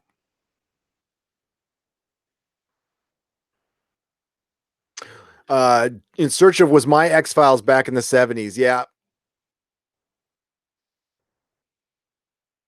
You know, freaking In Search of, and then Coast to Coast, and then X-Files. Remember that show Sightings that was on Fox? That's actually what X-Files took the place of when it got canceled. Sightings. Loved that show. Then TLC, the Learning Channel, started doing a bunch of UFO documentaries all the time and ancient civilization documentaries. And then The Mystery of the Sphinx came out, which changed everything with Charlton Heston and Robert Schock and John Anthony West. And I think there's parts of woo woo that have gotten very respectable. I think it's the ancient civilization, cosmic catastrophe, with especially with Randall Carlson coming on the scene. He is a star now. And he was just an obsessed hippie who walked the earth and gathered data. And now he's probably the best geologist on the planet. And he's never gone to a day of school for it. Then the UFO community has turned into a bunch of crazy idiots. It's been, I think there's actually an opening now for some new people to come in and kind of clean that whole thing up with Corey Good. Corey Good, my personal opinion, don't bother looking into him. I think he's a complete fraud and a cult leader. He tried to, yeah, he just tried to pull some shit. And it caused a bunch of drama with Richard Dolan and Mike Barra, and they're all going at each other. And it was kind of embarrassing to see that stuff go public. And it made the UFO camp look like idiots. It made them look like morons. And they can't afford that. You know, those of us who like believe in that stuff and want legitimacy with it, you can't have like Laura Eisenhower's around or Corey Goods. They give all the skeptics all the arm. They almost seem like they're plants. They're so bad and they're so fraudulent and so obviously full of shit. And it sucks. And like guys like Mike Barra, I like, you know, and Richard Dolan is like one of the most respectable dudes out there, but he got involved in the drama. It was embarrassing. I felt bad for him. Yeah.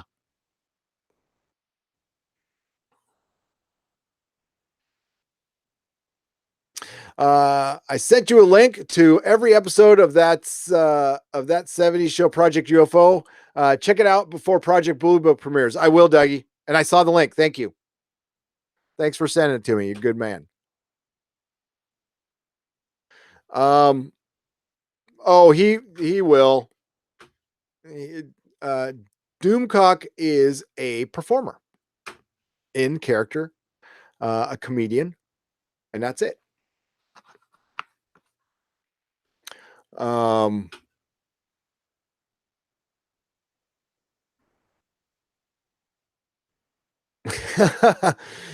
was just reading. Sorry, I didn't think the chat was about the types of recreational jugs we enjoy. My list of recommendations is going to be long. No, it's probably best keep it out of the chat.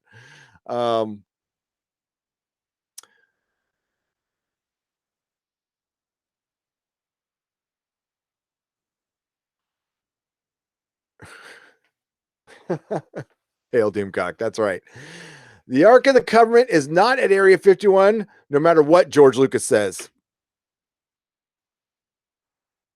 It's not. It's obviously in that church in Ethiopia being guarded by that one guy with a stick.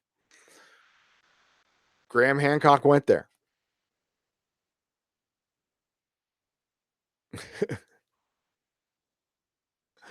But do his followers know that? They do. I mean, like, yeah, I think they do. I think most of them do.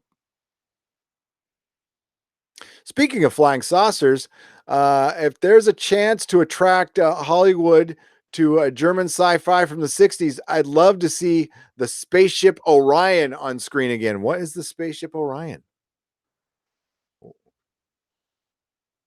All hail the stick. That's right. Spaceship Orion. What? Look at this real quick.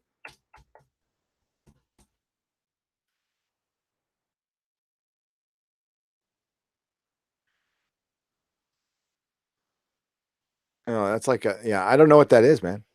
Tell me. Tell me. Oh,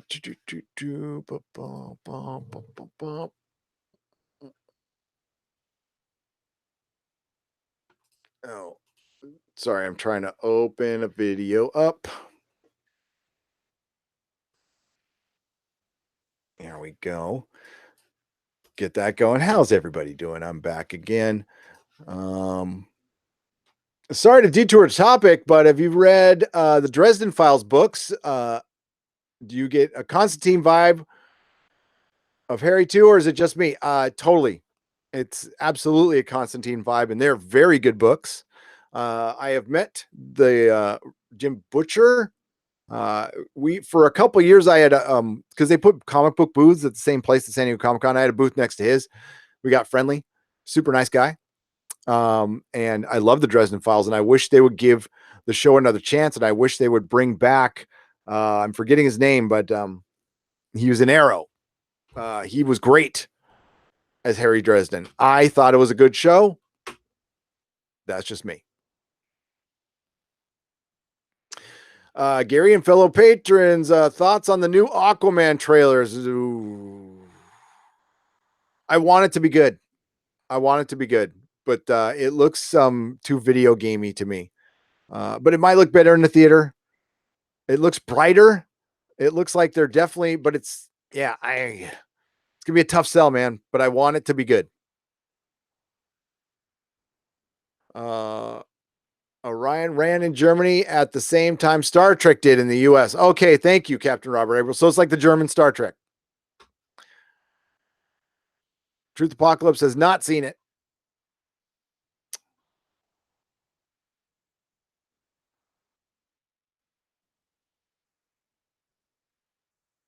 I agree about the Ark and Dresden Files.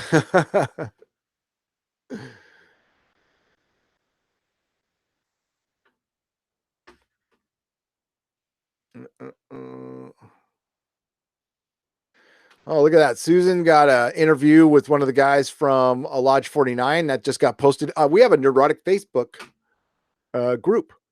You guys can join if you like. I will put a link in the subscription.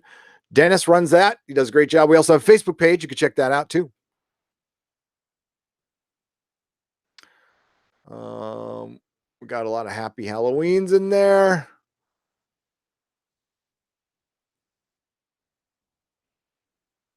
And what's the...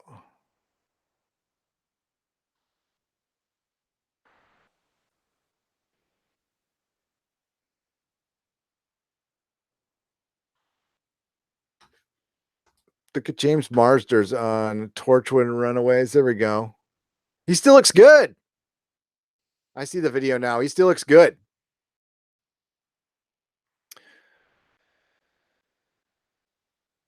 Tomcat has the complete Dresden Files on DVD. I have it digitally somewhere.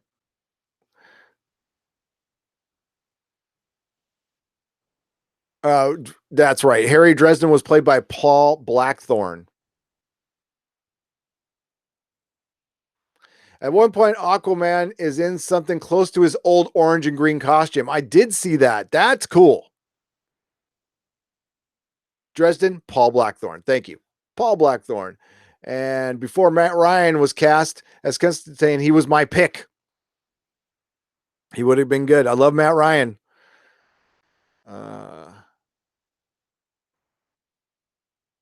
Ticketman Blade says CW shows, I think they have turned into small level. I think they've gotten below Smallville level writing. I can tolerate Smallville. I tolerated every season, good and bad. I watched it till the end. Like the whole thing in Legends of Tomorrow with like,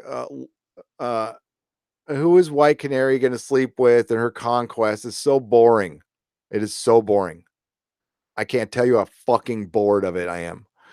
And when you get bored of lesbian sex, that is bad. Okay? Jesus Christ. They will add the Monitor to the next CW crossover. Of course, after I just talk shit about it, we will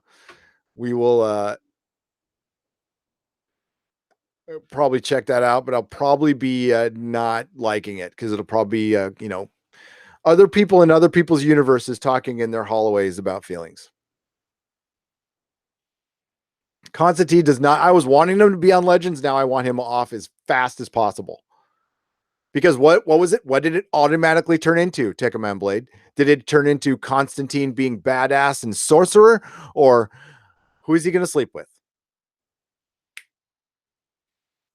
He should be on the Swamp Thing TV show. Absolutely.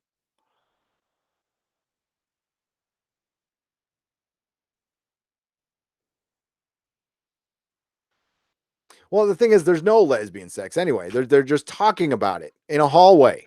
I didn't watch Supergirl. I watched the first season and was just like, oh, my eyes were hurting from rolling back in my head so many times. I just couldn't take it anymore. Swamp Thing is going to be amazing. Okay. So the good news, even if you don't like Titans from DC Universe, is they do stuff I love. So with their shows, they're going to be back to back. There's going to be no break between their shows. So you're going to have a constant running thing. So when Titans is over, it goes right into Doom Patrol. When Patrol is over, it goes right into the Swamp Thing. When Swamp Thing is over, it goes right into Harley Quinn. So we're getting those 4 shows. That's amazing. Oh, God. Yeah, you're a couple of seasons behind on Supergirl, and you should stay that way.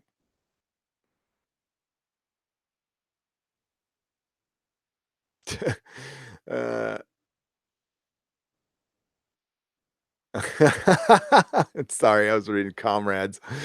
Oh, that's funny. Legends had a unicorn as a villain last week and a Disney fairy godmother for a villain this week. Yep. Which could be done well if it wasn't like the unicorn was talking to the godmother about her feelings in a fucking hallway of a castle or some shit. Joe loves porn. Everybody loves porn. Who doesn't love porn? Talking about feelings in the multiverse nexus. Thank you. Exactly. Exactly.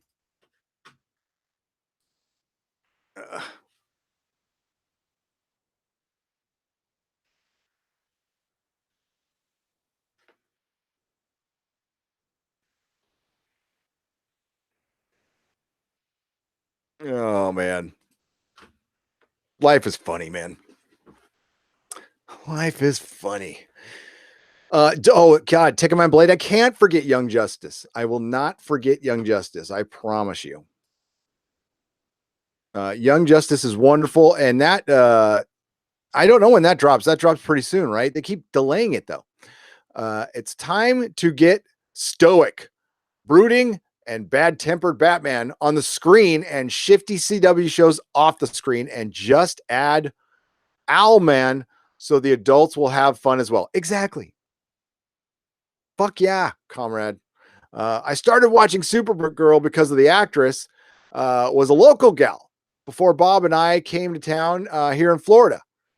Yeah, well, Mrs. Nerdrotic was watching because she was in Glee, and Mrs. Nerdrotic liked the Glee. I mean, yeah, I just that's earphones are a really good thing, and you just sit with her while she's watching it, and I'm listening to like Rush or something, and she's CBS and CW should compensate me for the time I wasted on Supergirl, and don't get me started on Lost. Yeah, I can't wait for Doom Patrol. I can't wait as well, Mako. It spins off from episode 8 of Titans, and it's not run by Akiva Goldsman, so it's gonna be good. It better be good because I love the Doom Patrol. Yeah, Glee barf, please. Yes, Glee. Life is funny until Robin stabs you in the crotch with scissors over and over again, and Tommelfinger makes a video about it. Fucking, you're in my Hall of Fame for doing that, Tommelfinger. You are in the Nerdrotic Hall of Fame for doing that.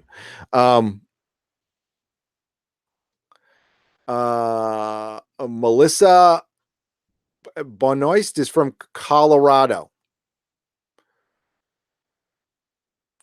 So are the Broncos. That's all. I don't know much. Mork and Mindy took place in Colorado.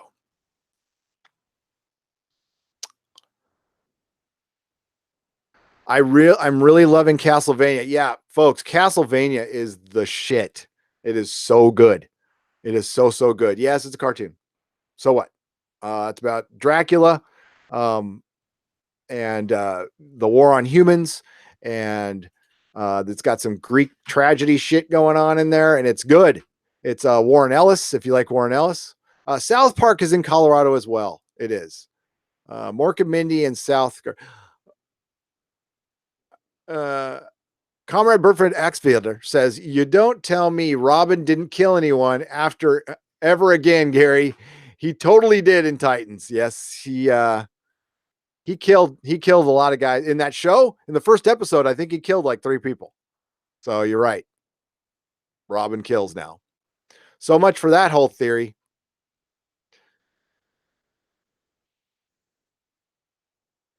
So much for the whole Batman and Robin don't kill. I mean, this is DC, so that's canon in their show. It's so fucking stupid. R.I.P. Robin Williams. Yep. Every time I drive through that tunnel and it says Robin Williams Tunnel, I think about him. So sad. He came in my store a couple times.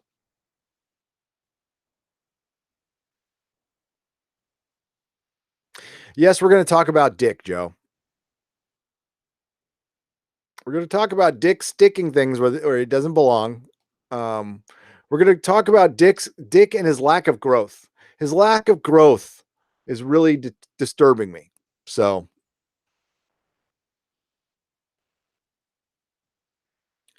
to use a British term, Dick is being quite thick right now. So, but thank God we got a Pennyworth show coming, because I wanted to see a show about Batman's fucking butler. And we're not far away from Batman Sanitation, Batman, which is the Bat Plumbers. And we're going to find out where all the bat poop goes, and what happens when the bat sinks get clogged. I can't wait.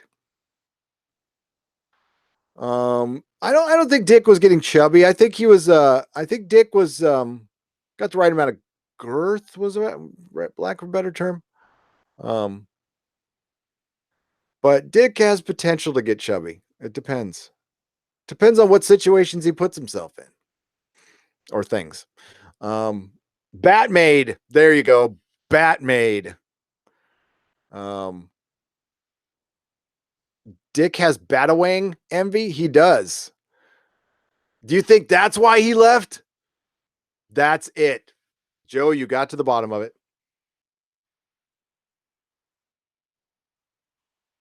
Dick left over Dick. I mean, that's basically it. It got bad. That escalated quickly. It really did. Take a man blade. It did. Welcome to the gutter of the Nerdrotic channel. Thank you. Yes, the Titans and Titan, the same thing. I don't know. I don't fucking know, Tomcat. Again, apologies for missing your super chat, man. I suck. And you're not on the video yet, but I'm going to give you a big shout out. Okay. Maybe Batman told him he needs a bigger dick and let him go.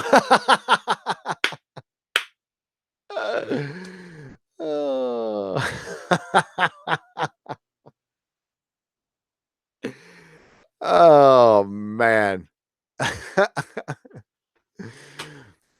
Dick does need to get some. Well, it looks like he got some. Dick and Dove. Dick and Dove. Fuck Batman. Meh. Dick needs some us time with Barbara Gordon or Batwoman. That would calm him down. Yes, I know what I know. They made her gay in one of them fucking reboots. Well, I mean, yeah, Batwoman. Barbara Gordon, is it?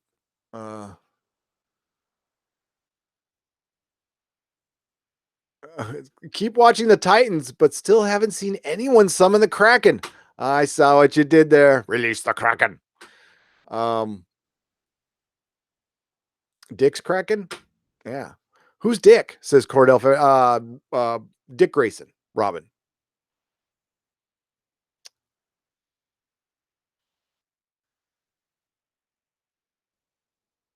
When they don't show Batman on Titan, it's just a dick tease. Says Joe, it is. um, so we are going to see Batman, though. We did. And hopefully Titans gets better. Truth Apocalypse says the same thing. I finally started Titans yesterday. First episode. Hope it gets better. Rolo Cat puts 2 pounds in the tip jar. Thank you so much. It is greatly appreciated. Yes, it is greatly appreciated. And do you think Gar and Raven will hook up? Yes, they will hook up. Will we see Batman's unit? Fucking this show? Probably.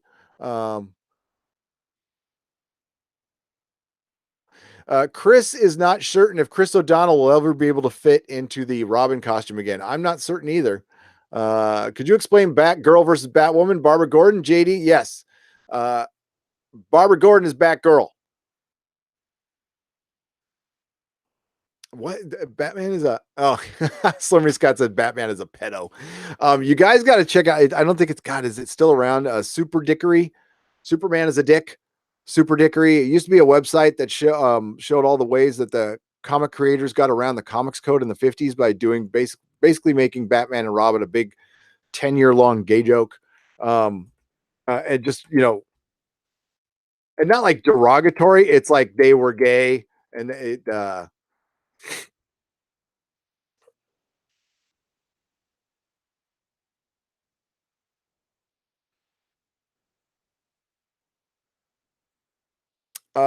yeah, so Kathy Kane is okay. So there was a Batwoman back in the 40s. Okay, I don't know exactly when they brought in Kathy Kane. They brought her back. God, I had the comic shop when they brought her back, so they brought her back as a lesbian. Barbara Gordon, who in the canon was Oracle for a while, so that means Killing Joke did count at some point. And honestly, I haven't read a Batgirl comic in a while. It can walk again. So that must have something to do with convergence. Correct me if I'm wrong, DC people. But yeah, that's the difference. Batwoman has a red and black costume and is a woman and is not related to Commissioner Gordon in any way, shape, or form. She is based on a character, an old character that they brought back. Batgirl is like the one we've known for a while. It's like the ambiguously gay duo. It's pretty funny. And once it gets pointed out, it's more funny, and it's meant to like put the middle finger up to the comics code. And that's the beauty of it. It's fucking wonderful. I'm gonna try to find the website one more time. It used to be in a much better form. I don't know if it's still here. Doug, aren't you the one who showed me this website?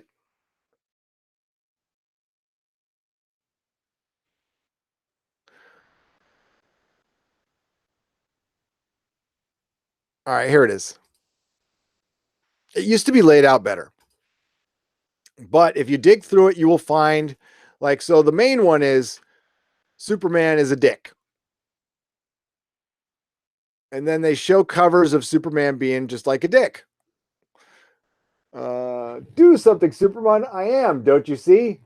Painting. Isn't it wonderful pastime for a retired man? And it gets worse. It's much, much worse. But there's old stuff where Superman is basically a freaking dick. So Superman, Super Dickory. And it shows just old Golden Age comics and the weirdness of them and just funny stuff like that. What the fuck? But yeah, go check it out. Super Dickory. It's a great site. It'll make you laugh. It'll make you cry. It'll make you wonder why. Holy bat balls, Batman. No, not in my mouth. Hey, sorry. Lesbians and Superman is a dick. I love lesbians and Superman is a dick. Joe, that is the quote of the day, everybody. Everybody put your hands together for the quote of the day. I love lesbians and Superman is a dick. Kathy Kane, like Bob Kane. Exactly. Take a man blade. Exactly. All right, folks. We've been going on for a long fucking time, and I've got to go hang out with Mrs. Nerdrotic and go do my my stuff. And I want to thank my co-host, Dead Spider-Man and My Little Werewolf. I'm going to pull up our Patreon video while I still chat with you all. Probably go reload on some more coffee too. Probably going to do that. And as you see, our wonderful patrons go by. Bill Finger, the real Batman creator. Yes. Bob Kane fingered Bill Finger. We'll just say that. I am craving candy. You know, this is like the one time of year I eat that stuff. Ian Batchelor, happy Halloween to you too. While we got the people going, we got Ian Batchelor, Penn Farm Girl, Tamarox, CD Horde, Truth Apocalypse, Chris Persia, Captain Robert Aprils, Tekka Man Blade, JD Brisbois. I hope I'm saying that right. Six Scale Combat, Tommelfinger, Cordell Fenival, Philip A. Demick,